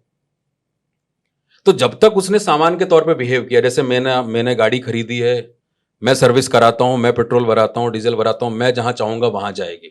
वैसे ही जब तक मेरा बेटा, मैं जो कहूंगा वो करेगा, मेरी बेटी जो मैं कहूंगा वो करेगी, वो डिग्री करेगी, वो नौकरी करेगी, वो जीवन जिएगी, तब तक तो आप बहुत प्रिय हैं। एक बार आप उस लाइन से हट के देखें, क्योंकि अभी तक के सारे आपके एक्शन उनके ईगो को मसाज दे रहे थे। तब तक तो फ्लॉन्ट करेंगे, अरे मेरा बेटा ये है, मेरी बेटी ने ये किया है। कई बार तो बड़ी शॉकिंग घटनाएं सुनने को मिलती है कि दो डॉक्टर्स हैं या दो ब्यूरोक्रेट्स हैं और उनके सो कॉल्ड संबंधों में, शादियों में दिक्कतें आ रही हैं, क्योंकि वो सो कॉल्ड एक जाति या धर्म या इस तरह की बातों से नहीं बिलोंग करते। तो तुमने पढ़ाई भी करी है, तो जैसे कहते हैं ना, पढ़े लिखे बेवकूफ, वो शायद पूरा विकास उनका नहीं हो पाया, और वहां पर इस तरह की घटनाएं देखने को मिल रही। तो मुझे लगता है कि अब लव क्या है वो समझ में थोड़ा आ रहा होगा। और ये रोजी कोजी बातें नहीं है। पहली बात तो लव एक दमदार आदमी कर सकता है, टुच्चाई उसके अंदर अगर हल्कापन है, टुच्चा इंसान है, तो वो लव नहीं कर सकता। और ज्यादातर जो कहानियां आपको नजर आ रही हैं आसपास, यहाँ ये दूसरा वाला एग्जाम्पल है। क्योंकि जैसे मैंने कहा कि ये लव वाला इंसान सबको समभाव से देखेगा, उसको अपना कुत्ता भी प्रिय है और बाहर वाला भी है, जो कि एक छोटे बच्चे के अंदर होता है। वो बड़े बाप का बच्चा है, पैदा हुआ है, अब गाड़ी में बैठा हुआ है, लेकिन अगर रोड पे एक ठेले वाला जा रहा है और वो बाहर से ऐसे हाथ हिला रहे हैं, तो बच्चा हिलाता है हाथ। उसको अभी नहीं पता ये कचरा नहीं डाला उसके पिता ने कि अरे तू तो बड़े बाप का बेटा है, तू उससे हाथ दिखा रहा है। उसको नहीं पड़ा वो मैंने इसीलिए कहा कि बच्चा प्योरेस्ट फॉर्म है उन सारी नेचुरल ट्रेट्स का जो भगवान हमें देते हैं। भगवान हमें फ्रीडम दे के भेजते हैं, ऊपर वाला भगवान बोल लो, जो चाहे बोल लो, कॉस्मिक कॉन्सियसनेस बोल लो आप, वो हमें फ्रीडम और जॉय दे के भेजते हैं। और हमारी दुर्गति देखो आप, जो हमें नेचुरली मिला था भर भर के कि ले जाओ फ्रीडम, ले जाओ खुशियां, हम उसी को पहले बंद करते हैं और फिर पूरी जिंदगी उसी के लिए भागते हैं कि ये करके खुशी मिलेगी। देख रहे हो अपना करप्शन हम इंसानों का आप। तो जो नेचुरल मिला था तुमने उसको दबा दिया। वो बच्चा जब दिखा रहा था उछाल उछाल के, तुमने कहा चुप रहो, बहुत बोलते हो, डिस्टर्ब करते हो, फिर वो चुप हो गया। फिर तुमने उसको कॉन्सेप्ट दे दिया जीवन के, जबकि वो नेचुरल फॉर्म था जीवन का। तुमने कॉन्सेप्ट दे दिया, ये करके 10वीं करके खुशी मिलेगी, 12वीं करके मिलेगी खुशी, ये वाले कोर्स में ग्रेजुएशन में एडमिशन हो गया खुशी मिलेगी, नहीं मिली खुशी, अभी भी पता नहीं कहाँ छुपी है वो खुशी। फिर नौकरी करके मिलेगी, फिर नौकरी है तो फिर शब्द ही से पता लग रहा है कितनी खुशी होगी। मैंने उस ब्लॉग में लिखा था JOB जॉब आपके लिए जूस ऑफ ब्लड है या जॉय ऑफ बीइंग है। तो इस धरती पे ज्यादातर लोगों के लिए जॉब उनका जूस ऑफ ब्लड ही है। वो फ्राइडे का इंतजार कर रहा होता है, thank God it's Friday, TGIF, कि जाके मॉल में। अब है वो कुत्ता बेचारा, वो प्यार का पंचनामा में नहीं था भाई, कुत्ता है ये, तो वही वाली चीज हो गई ना कि तुमको 5 दिन बांध के रखा, जाओ 2 दिन जी लो अपनी जिंदगी, फिर आ जाना सोमवार को। और उसको लग रहा है मेरी यही तो यही जीवन है, इसके बियॉन्ड में जा कहां सकता हूं। तो अभी जो एक कॉलोनियल हैंगओवर वाली बात करी थी ना, वो पॉवर्टी कॉन्शियसनेस अभी भी हिंदुस्तान में बहुत है कि नौकरी नहीं मिली तो क्या होगा। यार ये जो गाय बैल बाहर जानवर जीव जंतु घूम रहे हैं, ये जो अर्थ वॉर्म हैं, ये कोई करियर बना है इन्होंने रोटी खाने के लिए? वो भी जिंदा हैं, वो भी रह लेते हैं। तो एक इंसान के तौर पे इतना कमजोर क्यों समझते हो कि हम अपने लिए खाना और छत नहीं जुटा सकते? लेकिन हमारी पूरी एग्जिस्टेंस, बचपन से पूरी प्रोग्रामिंग इसी के लिए कि कम से कम ये छत जुटाने लायक, रोटी खाने लायक हो जाए। माँ बाप की यही तो चिंता है, मेरे बाद इसका क्या होगा। इतना वो जब ये चीजें होती हैं तो लिमिट भी कर लेता है इंसान की, मेरी लिमिट बस इतनी है कि हाँ, मुझे बस। इतना हो जाए तो बस काफी है, इतना हो बस, जाए बस। तो वो पॉसिबिलिटीज देख नहीं पाता, और देख उस नहीं वजह पाता। से आपके हिसाब से फिर खुश रहने का सही तरीका क्या है? हाँ, खुश रहने का तरीका यही है कि जहां हो वहां रहो पूरी तरीके से। हम तो एब्सकॉन्ड माइंडेड रहते हैं ना, वो फिर बचपन में जब थे तो जहां थे वहां पूरी तरीके से थे। हंस भी रहे हैं तो पूरी तरीके से, रो भी रहे हैं तो पूरी तरीके से। अब बड़े होते पे अंदर से रुलाई आ रही, बट हंसने का नाटक करना है। तो मुखौटे पहनने की ट्रेनिंग बचपन में दे दी थी, वो हमारी बढ़िया चल रही है। एक्टिंग के लिए मुखौटे की जरूरत होती है, लेकिन पूरी जिंदगी अगर एक्टिंग बन जाए तब मेंटल डिसऑर्डर, और नहीं होगा तो क्या होगा। अब गब्बर जो है वो घर पे भी आके अपने कहे कि कितने आदमी थे, तो बीबी तो मारेगी ही ना उसे। तो जब रोल करना था तब रोल करो ना, पूरी जिंदगी को रोल क्यों बना लेते हो? माँ बाप से रियल बात हो पा रही है क्या? बहुत बातें होती ना माँ बाप, एक बेटा बेटी अपने माँ बाप से क्या पूरी तरीके से खुल के बात कर पाते हैं क्या, जो उनका दुख दर्द है, और क्या वो सुनने को तैयार भी हैं क्या? लेकिन रोल दोनों अच्छे निभा रहे हैं, वो माँ बाप का और इधर बेटा बेटी का, दोनों आदर्श हैं बिल्कुल। बच्चे को पता है कि पिताजी के सामने कैसा चेहरा लेके जाना है, माँ के सामने कैसा लेके जाना है। ये कितनी बड़ी दुर्भाग्यपूर्ण बात है, जिसको हम सो कॉल्ड क्लोजेस्ट रिलेशनशिप कहते हैं, बिकॉज उन माता पिता की वजह से ही हमारा एग्जिस्टेंस है। उनके साथ भी हम रियल नहीं हो पा रहे, बाकी तो छोड़ दो आप। और यहां गलती दोनों पार्टी की है। कि पेरेंट्स के साथ दोस्ती कैसे कर सकते हैं? हाँ, क्योंकि एक जनरेशन गैप लगता है कि हम कुछ बातें होती हैं जो हम नहीं बता पाते, तो क्या वो पॉसिबल है कि हम उनसे दोस्ती कर सकते हैं? बिल्कुल बिल्कुल, ये बिल्कुल पॉसिबल है। और एक्चुअली ये हमें लग रहा होता है जनरेशन गैप, आप थोड़ा सा गहराई से देखोगे तो सब वही स्क्रिप्ट जी रहे हैं। वो भी जब टीन एज में आए थे तो हमारे दादाजी से उनका भी रहा होगा, जैसे बच्चा जब टीन एज में आता है तो उसे लगता है कि मेरे बाप आप मुझे समझते नहीं यार, हैं बहुत पीछे रह गए ये। तो उन्होंने भी अपने माँ बाप को ऐसे ही समझा था, ये मुझे नहीं समझ रहे, और हम भी शायद यही समझेंगे अपने वाले बच्चों की। तो जो मैं बार बार स्क्रिप्ट की बात कर रहा हूँ वो यही है कि अगर स्क्रिप्टेड लाइफ होगी तब वहां पे दिक्कत है पेरेंट्स और बच्चों के बीच में, क्योंकि ये जो हमारे कॉम्पिटेटिव एग्जाम के एस्पिरेंट्स हैं उनके लिए भी बहुत बड़ा चैलेंज होता है। कई बार बच्चे को ये लग रहा होता है कि माता पिता मुझे शायद पूरा टाइम नहीं दे पा रहे, मुझे तैयारी के लिए और टाइम चाहिए, या उनको मेरे पोटेंशियल पे भरोसा नहीं है, या बहुत तरह की बातें। तो इसमें पहली बात तो स्टूडेंट्स को, एस्पिरेंट्स को, पढ़ने वालों को ये समझना पड़ेगा कि देखो हर माँ बाप अपने बच्चे की बेहतरी ही चाहते हैं, लेकिन वो भी तो इंसान ही है, उनकी भी सोच लिमिटेड है। माँ बाप का मतलब ये नहीं कि वो सबसे ऊपर दर्जा हो गया, उनसे ऊपर कुछ नहीं है टाइप। वो भी एक इंसान है, एक नॉर्मल इंसान जो रोड पे घूम रहा है, वो भी तो माँ बाप बन जाएगा किसी दिन। आप देख रहे हो बहुत ही बुरे हालात में, आप देखो बड़े शहरों में बहुत सारे जो माइग्रेंट लेबरर्स आते हैं, बच्चे बच्चियों जैसे होते हैं, बट उनके हाथ में भी एक छोटा बच्चा होता है। तो अब वो कहे नहीं मेरे माँ बाप आदर्श हैं। पहली बात तो उनको साथ होना नहीं चाहिए था इतनी कम उम्र में, अपनी छत का पता नहीं, एक और बच्चा उन्होंने पैदा कर दिया, उसका भविष्य भी खराब है। तो मैं इसीलिए कह रहा हूं कि जो हम आइडियलिज्म में जीते हैं ना, उसकी जगह पर रियलिटी चेक बड़ा जरूरी है कि आप रियलिटी के साथ बात करिए। और एक तो पेरेंट्स को अपने बच्चे का इंस्टिंक्ट पता होना चाहिए, उसका एप्टीट्यूड, एट्रीब्यूट, एटीट्यूड कैसा है, वो किस तरह के फील्ड में जाकर के बेहतर कर सकता है, जिसकी शुरुआत अगेन बचपन से ही होगी। जो मैंने कहा कम्युनिकेशन, अगर आप लगातार कम्युनिकेट कर रहे हैं तो बच्चे जिस चीज में बेहतर है, वो चाहे स्पोर्ट्स में बेहतर है, किसी हॉबी में बेहतर है, या पढ़ाई लिखाई में बेहतर है, तब वो कर पाएगा। अदरवाइज तो फिर वहां पे दिक्कत आएगी। तो कम्युनिकेशन बहुत मस्ट है। और बच्चों को ये समझना है कि भाई माँ बाप दुश्मन नहीं है, वो सिर्फ आपसे ये चाहते हैं कि उनके बिना आपका जीवन बेहतर चले। उनको यही डर होता है मिडिल क्लास का कि मेरे बाद इसका क्या होगा। तो अगर आप वो कॉन्फिडेंस अपने रिजल्ट से, अपने काम से उन्हें दे पाते हैं ना, तो फिर वो परेशान नहीं होंगे। तो इस बात को समझना है, और उनके हर बात को लेकर के बड़ा नेगेटिव होने की जरूरत नहीं है, उसका भाव समझना है। अब हो सकता है बच्चे कहते हैं सर माँ बाप बहुत चिल्लाते हैं, पिताजी ये करते हैं वो करते हैं, यार जो भी कर रहे हैं उनका क्रक समझो आप। एक माँ बाप का यही दर्द है कि मेरे बिना इसका क्या होगा, तो अगर आपने वो कॉन्फिडेंस दे दिया तो फिर ये दिक्कत वहां पे नहीं आएगी। और दूसरी बात, माँ बाप का भी अपना दायरा होता है सोचने का। जैसे कई बार बच्चे कहते हैं ना पिताजी चाहते हैं ये वाली नौकरी कर लेना, तो कर लो ना। अगर आपका ड्रीम बड़ा है, जैसे हम सुभाष चंद्र बोस जी का एग्जाम्पल ले सकते हैं यहाँ पे, कि जब वो इसमें आंदोलन में कूदने वाले थे तो उनके पिताजी ने आईसीएस चाहते थे उनको बनाने। उस समय आईएएस नहीं होता था, आईसीएस होता था। तो आईसीएस का एग्जाम उन्होंने दिया और इंडियन होने के नाते सुभाष चंद्र बोस की चौथी रैंक आई थी, 3 अंग्रेजों की थी। लेकिन जब उनके पास कलेक्टर का ऑफर लेटर आया तो पिताजी के सामने उन्होंने फाड़ के फेंक दिया। तो पिताजी ने कहा क्यों किया ऐसा, तो उन्होंने वही बात कही कि जब मुझे पूरे देश वालों का, देशवासियों का विश्वास जीतना है, जब मैं इस मिशन पे जा रहा हूं, तो अगर मैं अपने पिता का विश्वास नहीं जीत सकता तो मैं देशवासियों का विश्वास कैसे जीतूंगा। कहीं आप ये ना मान लें कि आईसीएस की परीक्षा बहुत मुश्किल है इसलिए मैं उससे पीछा छुड़ा रहा हूं। मैं कलेक्ट्री करने के लिए आईसीएस की परीक्षा पास नहीं किया था, आपका विश्वास जीतने के लिए किया था। तो मैं वही कह रहा हूं कि पेरेंट्स के अगर अपने एक दायरे हैं तो आप उस दायरे को अचीव कर लीजिए। आपको लग रहा है कि आपका बड़ा पोटेंशियल है, उसको पहले स्टेप मान के चलें। जैसे बहुत सारे बच्चे एसएससी में सेलेक्ट होते हैं, वो फिर यूपीएससी के लिए भी जाते हैं। आप आज क्लर्क सेलेक्ट हो रहे हो, आप हो सकता है आगे जाके आरबीआई ग्रेड बी ऑफिसर बनो, तो शायद उनका वो डर खत्म हो जाएगा कि हाँ अब ये कम से कम अपने लायक हो गया। और हमारे पास बहुत सारे ऐसे एग्जाम्पल्स हैं जो हमारे प्लेटफॉर्म से पढ़े हैं, बहुत सारे बच्चों ने इंटरव्यू दिए हैं बिल्कुल लोअर मिडिल क्लास से उठ करके, और इस तरीके से उन्होंने चीज़ों को अचीव किया है। तो सर कॉन्फिडेंस गेन करने के कोई 3 टिप्स आप देना चाहो? सो अगर मैं पहले टिप की बात करूं तो एक ऑनेस्ट रिलेशनशिप विद योरसेल्फ, जिसको हम कहते हैं रियलिटी चेक। क्योंकि कई बार हमारा जो परसेप्शन हमारे बारे में होता है वो दूसरों के द्वारा दिया गया होता है। तो आप अपने आप से जितने ज़्यादा ईमानदार हो पाएंगे उतना बेहतर अपने आप को जान पाएंगे। जानने के बाद जो कमियां हम सभी में होती हैं, उन कमियों को एक्सेप्ट करना और उनके ऊपर काम करना।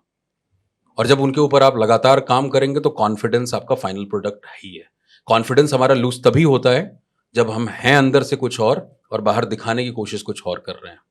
और ऐसी मास्किंग बहुत तेजी से उड़ जाती है। इसीलिए आप ऑब्जर्व भी करोगे कि बड़े बड़े लोगों को अगर उनकी बॉडी लैंग्वेज हम देखें, जैसे हमारे पूर्व राष्ट्रपति एपीजे अब्दुल कलाम, वो आपको कभी चौड़ में नहीं दिखाई देंगे।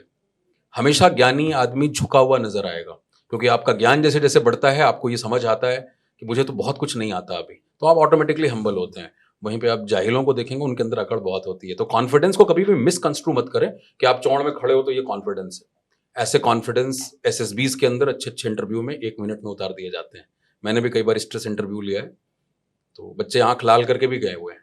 तो ये कॉन्फिडेंस का कई बार मिसकंस्ट्रूड नोशन होता है कि इसका मतलब कि आप चौड़ में रहिए, ऐसा नहीं होता। आप जैसे ही रियलिटी चेक करेंगे तो अपनी कमियां पता लगेंगी, और कमियों को पता करने के बाद उन पे काम करना है। ये बड़ा एक इंपॉर्टेंट टॉपिक ये भी है। कमी को छुपाने में पूरी जिंदगी निकल जाती है कि लोगों को ना पता लगे मेरे अंदर ये प्रॉब्लम है, उसमें उस छुपाने में आप पूरी एनर्जी लगा रहे हैं, बट उससे कम एनर्जी शायद उस प्रॉब्लम को एक्सेप्ट करके उस पर काम करने में लगती। तो एक्सेप्टेंस, लव में भी एक्सेप्टेंस फर्स्ट स्टेज है। जैसा है वैसे पहले एक्सेप्ट करो, पहले से उसको ऑपरेट ना करने लग जाओ। ठीक है। तो गवर्नमेंट एग्जाम्स की इंग्लिश में कोई एक ऐसा पॉइंट बताइए जो चीज़ उनको नहीं करनी चाहिए। सो अगर हम 3 टिप्स की बात करें तो 3 एरियाज हमारे हर पेपर में पूछते हैं, ग्रामर, वोकेबलरी, कॉम्प्रिहेंशन। ग्रामर में जो काम आपको नहीं करना वो रूल्स को रटना नहीं है, because grammar is nothing but the mathematics of language. और जब मैथमेटिक्स है इसका मतलब लॉजिकल है, कंसेप्चुअल है। कॉन्सेप्ट को समझेंगे तो फिर रूल रटने की दिक्कत नहीं होगी। दूसरा, वोकेबलरी की अगर हम बात करें तो जो कॉमन मिस्टेक होती है, लोगों को लगता है कि वोकैब की हिंदी मीनिंग रट लो। No paper is asking Hindi meaning of any of these words. और दूसरी गलती करते हैं वो सिनोनिम की लिस्ट रट रहे हैं। तो स्कूल का एग्जाम नहीं, कोई नहीं पूछता कि इस वर्ड के 4 पर्यायवाची लिखो। आपको वहां पे ये दिमाग चाहिए कि भाई इन 4 सिमिलर वर्ड्स में डिफरेंस क्या है।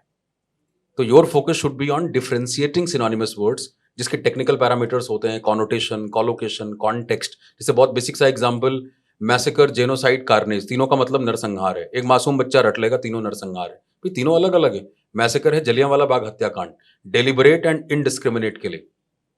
जेनोसाइड है 1984 Sikh genocide, a planned killing of a particular community, ethnic cleansing what we call. And carnage is a war killings like Russia Ukraine war, or accidental killings, plane crash, train crash. So this is something what you need to do in vocabulary. Do not mug up synonymous words, try to differentiate them so that you could perform better in vocab based questions like fillers and closed test. And as far as comprehension is concerned, समझ, comprehension का मतलब understanding होती है। जब आपको sentence structure की समझ होगी, जो कि ग्रामर के फंडामेंटल से होगी, और वोकेबलरी के यूसेज की समझ होगी, तो भाषा अपने आप बेहतर तरीके से समझ में आती है। तो ये डायनेमिक्स हमें समझना है कि तीनों एरियाज को हम बराबर वेटेज दें, and they are interconnected as well. If someone is saying कि मेरी ग्रामर अच्छी, वोकैब अच्छी नहीं, तो इसका मतलब वो बड़ा मासूम है। इंग्लिश या तो अच्छी होती है या नहीं होती है, एज सिंपल एज दैट। ठीक है, नेक्स्ट क्वेश्चन। जो बैंकिंग एग्जाम्स होते हैं उनको क्रैक करने का सही तरीका क्या है? बैंकिंग एग्जाम्स और एसएससी एग्जाम्स का अगर हम डिफरेंशिएशन करें, बिकॉज ये गवर्नमेंट सेक्टर के एग्जाम्स हैं, तो डिफिकल्टी लेवल में बैंकिंग एग्जाम्स एसएससी से थोड़े ऊपर आते हैं।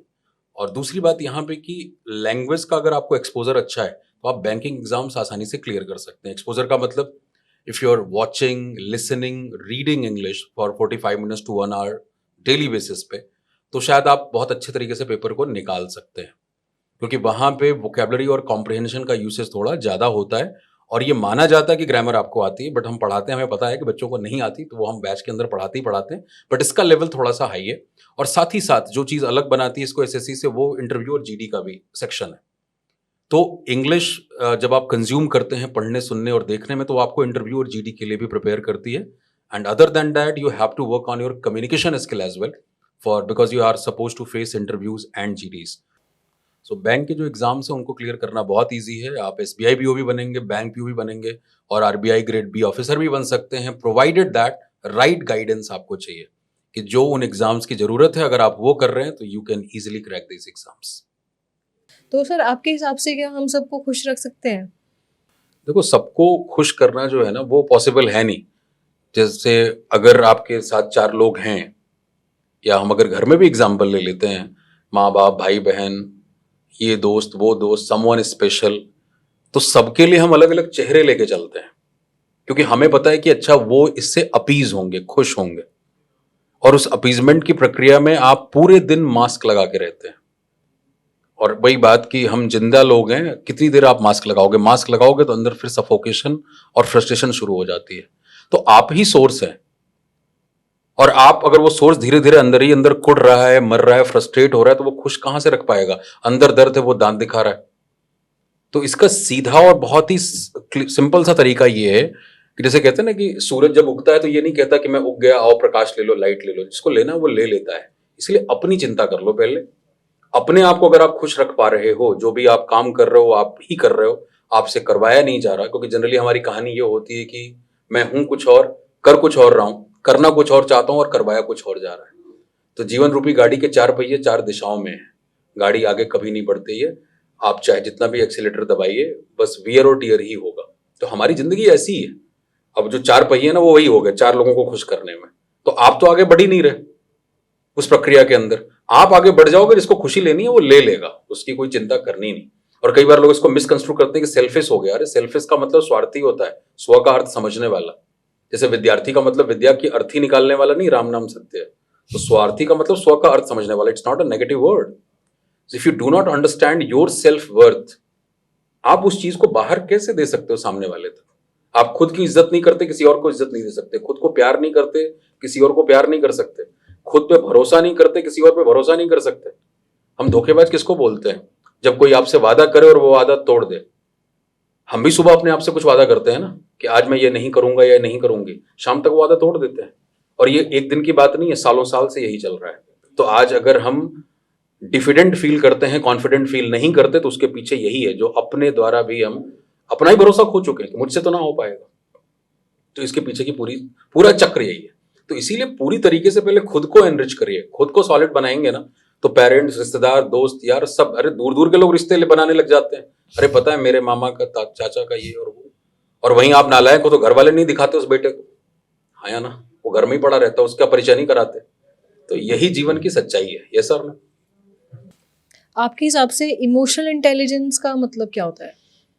इमोशनल इंटेलिजेंस अगर हम थोड़ा एकेडमिक पॉइंट ऑफ व्यू से बात करें, तो ये टर्म 90s में आया था, और पहली बार इसका इस्तेमाल अमेरिकन आर्मी के अंदर किया गया था कि उनकी रिक्रूटमेंट में हम इमोशनल इंटेलिजेंस का इस्तेमाल करेंगे। तो अब तो ये टर्म जो है बहुत नॉर्मल है। मैं थोड़ा अगर नॉर्मल सेंस में बात करूं, तो जो हमारा ब्रेन है ना, वो लेफ्ट ब्रेन और राइट ब्रेन जिसको हम बोलते हैं, तो एक हिस्सा जो है वो हमारे आईक्यू के लिए बड़ा इंपॉर्टेंट होता है, यानी logical reasoning, rational thinking, this and that. और एक पार्ट जो वो हमारे इमेजिनेशन, क्रिएटिविटी, इसके लिए होता है। और इस हिसाब से हम पर्सनालिटी भी डिसाइड करते हैं कि अच्छा ये इंसान इस तरह के काम के लिए अच्छा है, ये इसके लिए अच्छा है।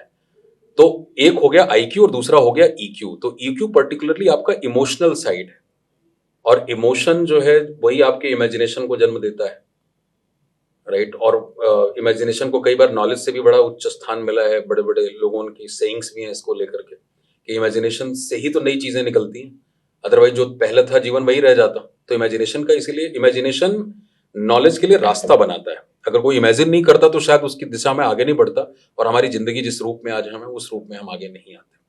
तो ये भी बड़ा इंपॉर्टेंट है। और फिर एक टर्म और आता है, that is called spiritual quotient, what we call SQ। So someone who has the ability to utilize both part of the brain in a very harmonious fashion, left brain and right brain both, that person will have spiritual intelligence or spiritual quotient. So जिनको आप देखते हैं जीवन में काफी सफल, चाहे वो कोई एंटरप्रेन्योर है, कोई आर्टिस्ट है, किसी भी फील्ड के अंदर, आप जनरली पाएंगे कि दे हैव फैंटास्टिक SQ। एक लीडरशिप के, लीडर वाले रोल के अंदर, जिसके अंदर लीडरशिप की क्वालिटी है, वो ब्रेन के दोनों पार्ट अच्छे तरीके से इस्तेमाल करता है। जैसे एम्प्लॉय के तौर पे अगर आप सिर्फ IQ दिखा रहे हैं, ऑब्जेक्टिविटी, ये काम कर लो, अच्छा हो गया हो गया हो गया, पहले सिलेक्शन प्रोसेस में यही होता था, मल्टीपल चॉइस क्वेश्चन आपका IQ टेस्ट करता है। लेकिन वहीं जब आप UPSC में जाते हैं, वहां ऐसे लिखाया जाता है, वहां इंटरव्यूज होते हैं। वो क्यों होते हैं? क्योंकि वहां अब आपकी ऑब्जेक्टिविटी के साथ साथ वो आपकी सब्जेक्टिविटी भी देखते हैं। आप बात करिए डिफेंस फोर्सेस की, जो आर्मी ऑफिसर्स हैं, SSB होती है 4 to 5 days, क्यों होती है? रिटन पेपर के ऊपर क्यों नहीं सेलेक्ट कर लेते? Because you have to deal with the situation in real time. वहां आपको डिसीजन लेना पड़ेगा, वहां किताबी बातों से काम नहीं चलेगा। एक मेजर को डिसीजन लेना है तो लेना है, तो उसको सिचुएशन को फेस करना पड़ेगा। तो इसीलिए इन टेस्ट के अंदर इंटरव्यू और जो GDs या पर्सनालिटी टेस्ट होते हैं या डिस्क्रिप्टिव राइटिंग होती है, this simply reflects that what kind of person you are. Writing a paper and clearing a paper is not a big deal at all, because there is a certain syllabus, you can easily prepare that, you can excel in that examination. But the kind of job profile you are applying for, उस job की requirement है कि आप इंसान कैसे हैं। तो वहां पे आ जाती है हमारी सब्जेक्टिविटी कि भाई, और वहां इमोशनल इंटेलिजेंस आपका चेक होता है। इसीलिए मैं ये कहता भी हूँ इंटरव्यूज के लेक्चर्स में भी कि देयर इज नथिंग रॉन्ग और right in any interview answer, but whatever you say in the answer of that question, that simply reflects that what kind of person you are। तो आप बता रहे होते हैं कि आप कौन हैं, उसमें कोई सही गलत की बात नहीं होती। सर, बचपन से लड़कों को ये सिखाया जाता है कि आपको वीकनेस नहीं दिखानी है, स्ट्रांग बनना है, और लड़के तो रोते नहीं है। ये अगेन एक फ्लॉड कंडीशनिंग है कि बच्चों को स्ट्रांग होना है। जैसे कई बार ये स्टैटिस्टिक्स आते हैं कि पुरुषों को हार्ट अटैक ज्यादा आते हैं। तो अगेन जिस तरह का इमोशन है उसको जाहिर कर लीजिए, बिकॉज कोई भी इमोशन एनर्जी इन मोशन है। अगर आप अभी नाराज हैं तो ऐसा नहीं कि पूरे समय नाराज रहेंगे, थोड़े समय के लिए होते हैं। रोना आ रहा है, रो लो ना थोड़े समय, it's a normal human emotion. But जो चीज ऑर्गेनिकली आपके अंदर से बाहर आ रही है, अगर आप उसको दबाएंगे तो वो ज्यादा खतरनाक है। बिकॉज किसी चीज को दबाओगे तो फिर उसमें फिर वही पुरुष हिंसक भी होते हैं, आप वो भी तो मानोगे जिसको बताया गया है स्ट्रांग, तो क्योंकि उसने दबाया, उसे दबाया बहुत है उसने अपने अंदर, जब उसको मौका मिलता है तो वो फूटता भी बहुत तेज है। तो इसीलिए जितना आप नेचुरल होने के करीब रहेंगे उतना बेहतर रहेगा। ऊपर से जितना इम्पोजिशन होगा वो दिक्कत पैदा करेगा। सर, इंग्लिश बोलना कैसे सीख सकते हैं? इंग्लिश बोलना कैसे सीखें? सबसे पहला काम तो उसके लिए इंग्लिश बोलनी पड़ेगी। हम इंग्लिश स्पीकिंग के कंटेंट को पढ़ करके या टेम्पलेट रट करके स्पीकिंग नहीं करेंगे। दूसरी बात, जो दूसरा टिप है वो ये कि जो स्टैंडर्ड स्पीकिंग है, जैसे आप ऑल इंडिया रेडियो की न्यूज सुन सकते हैं, जो हमारे इंग्लिश न्यूज चैनल्स हैं, बिजनेस न्यूज चैनल्स हैं, उन न्यूज रीडर्स को सुनिए आप, और सुनने के बाद इमिटेट करिए। इमिटेशन में आपको ध्यान क्या क्या रखना, वो बड़े इंपॉर्टेंट पॉइंट्स हैं। Pronunciation, diction, vocal intonation, vocal energy, voice modulation, projection of voice, these are the technical aspects of speaking. And while you are imitating standard speakers, you will learn these things. And again third thing is, आपको ये समझना जरूर चाहिए कि मैं किसके लिए speaking सीख रहा हूं, because in different setups you need different kind of skills in speaking, and it's not limited just with English, for any language for that matter।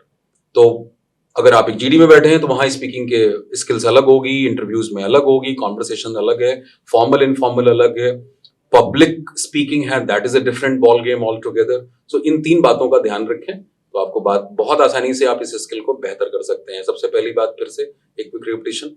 First thing, start speaking, don't read content on speaking। Second thing is, start imitating standard speakers, start listening and watching programs on news channels। All India Radio News आप सुन सकते हैं, business news channel को सुन सकते हैं। और तीसरी बात, जब आप इमिटेट कर रहे हैं then start observing pronunciation, diction, vocal intonation, vocal energy, voice modulation, projection of voice. अगर आप इन चीजों पे मास्टर करेंगे then you become a good speaker. और शायद जो नेटिव स्पीकर्स हैं आप उनके पास आते हैं, बिकॉज बहुत सारे लोग जो स्पीकिंग करते हैं उनकी प्रोनाउंसिएशन बहुत गड़बड़ है। जैसे पेन और पेन समझ नहीं आता। मैंने बहुत बार स्टूडेंट्स को दिया है, मुझे पेन दे दो, मैं पेन लेके नहीं आया। भैया पेन दर्द होता है, दर्द चाहिए तो हमें पेन होता है वो। तो ये जो MTI है, मदर टंग इन्फ्लुएंस है। पंजाब से आते हैं bullet, petrol, that is bullet, that is petrol. Bihar, Bengal, Orissa से आते हो तो ब भ हो जाता है, नर्वस हो गए थे। मैं सड़क पे जा रहा था, मेरे को पकड़ लिया, र और ढ़ में दिक्कत आती है। तो ये जो प्रॉब्लम है वो इंग्लिश में भी निकल के आती है। और आप बड़े बड़े लोगों को देखेंगे कि वो बड़े बड़े पदों पे भी पहुंच गए, बट शायद ये चीज आप देखेंगे उनके अंदर से निकल नहीं पाती है। इवन राष्ट्रपति और प्रधानमंत्रियों के अंदर भी, हमारे जिस राज्य से वो आते हैं, बड़े विद्वान हैं, पढ़े लिखे हैं, बट ये चीज नहीं निकलती बिकॉज ये बहुत डीप डाउन होती है। बचपन से जहां पैदा हुए हैं, पले बढ़े हैं, वही कानों में पड़ा है। और स्पीकिंग से ज्यादा लिसनिंग इंपॉर्टेंट है, इस बात को पहले समझना है। Because in any language there are 4 things we can do: reading, writing, listening and speaking, and these 4 are interconnected. अगर आप बेहतर रीड करते हैं तो आप राइटर के तौर पर बेहतर हो पाते हैं, बिकॉज अलग अलग तरह के सेंटेंस स्ट्रक्चर, वोकैबुलरी चॉइसेस, ये आपको समझ आती है। और स्पीकिंग के अंदर लिसनिंग का बड़ा इंपॉर्टेंट रोल है। जैसे बहुत बार वीडियोस वायरल होते हैं, ये हमारे ट्रैवल गाइड्स होते हैं, वो कई तरह की भाषाएं बोलते हैं जबकि उनकी फॉर्मल एजुकेशन नहीं हो रखी है। राजस्थान में आप देखोगे तो उन्होंने कहां से इमिटेट ही किया है कि आपकी प्रोनाउंसिएशन बेहतर हो। तो यही है स्पीकिंग से संबंधित ज्ञान। नेगेटिव सेल्फ टॉक कितना हार्मफुल हो सकता है एक स्टूडेंट के लिए?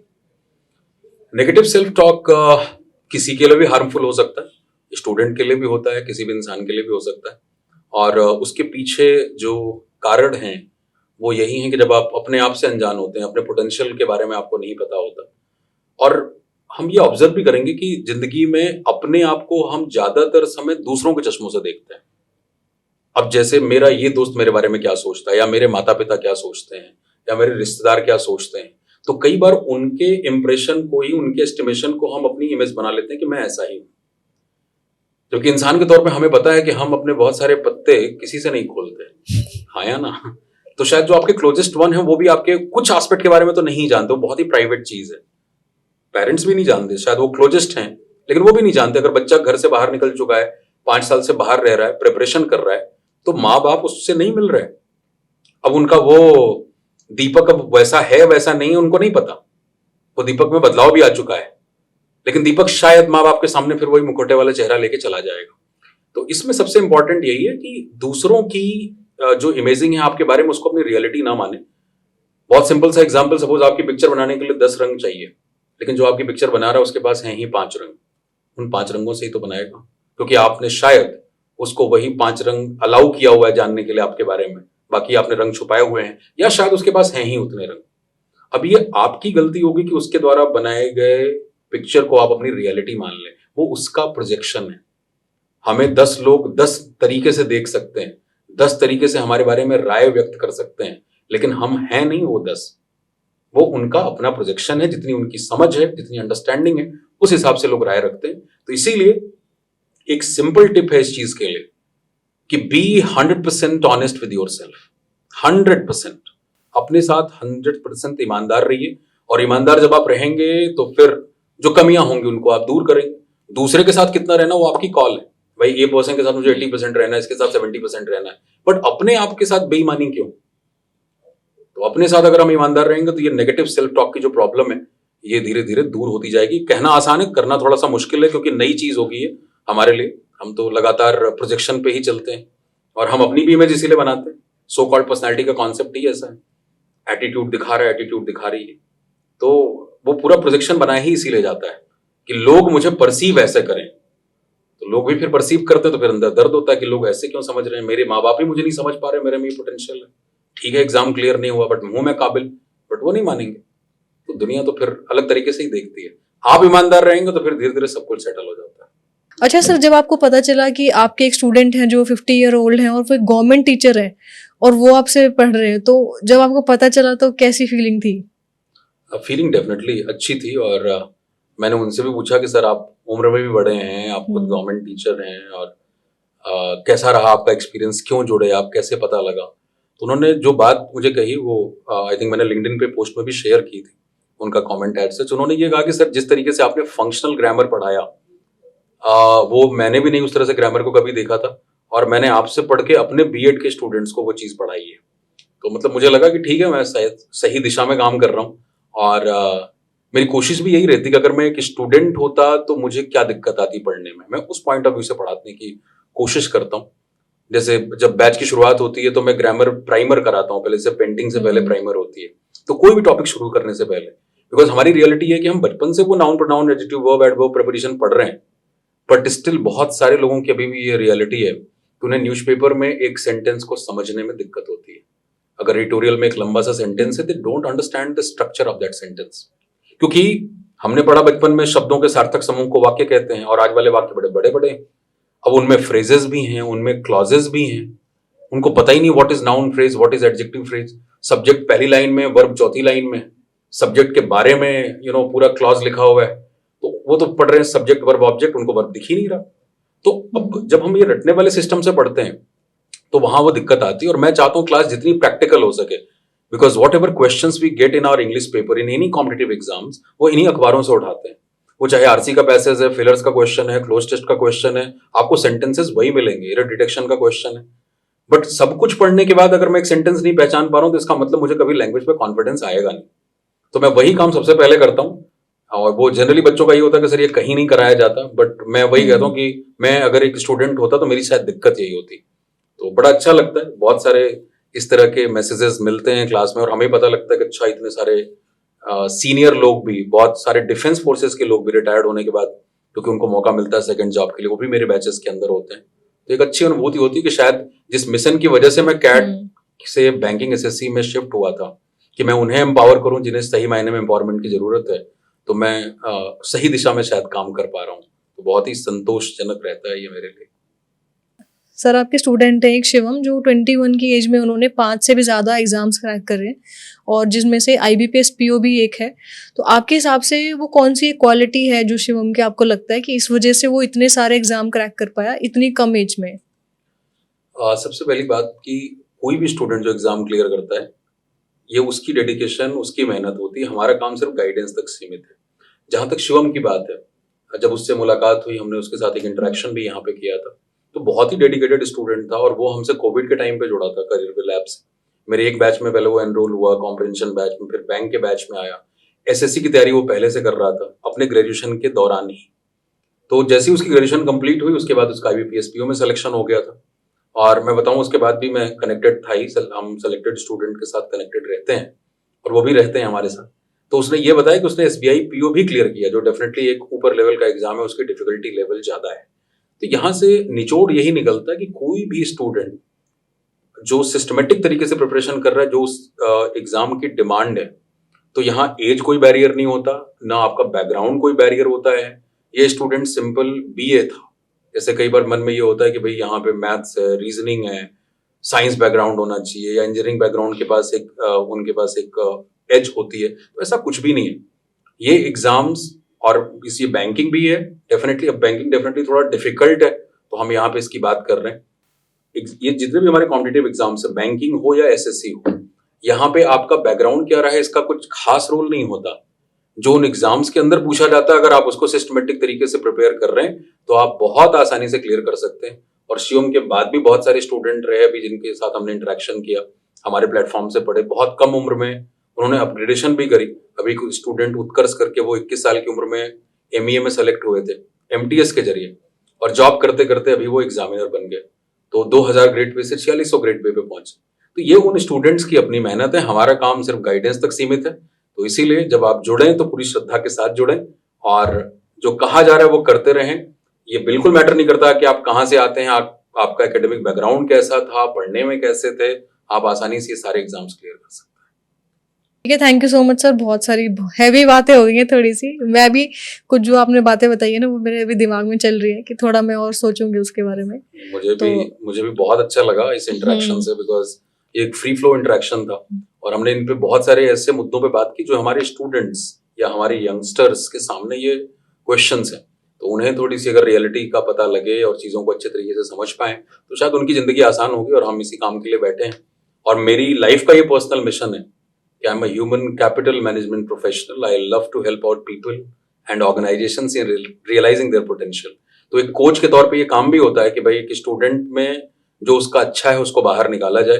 अगर वो सप्रेस्ड है, दबा हुआ फील कर रहा है, तो उसको हम इंस्पायर करें, मोटिवेट करें। तो ये हमारा कर्तव्य भी है। तो बहुत अच्छा लगा इस इंटरेक्शन को आपने यहाँ पे रखा। Thank you very much for having me. Thank you sir.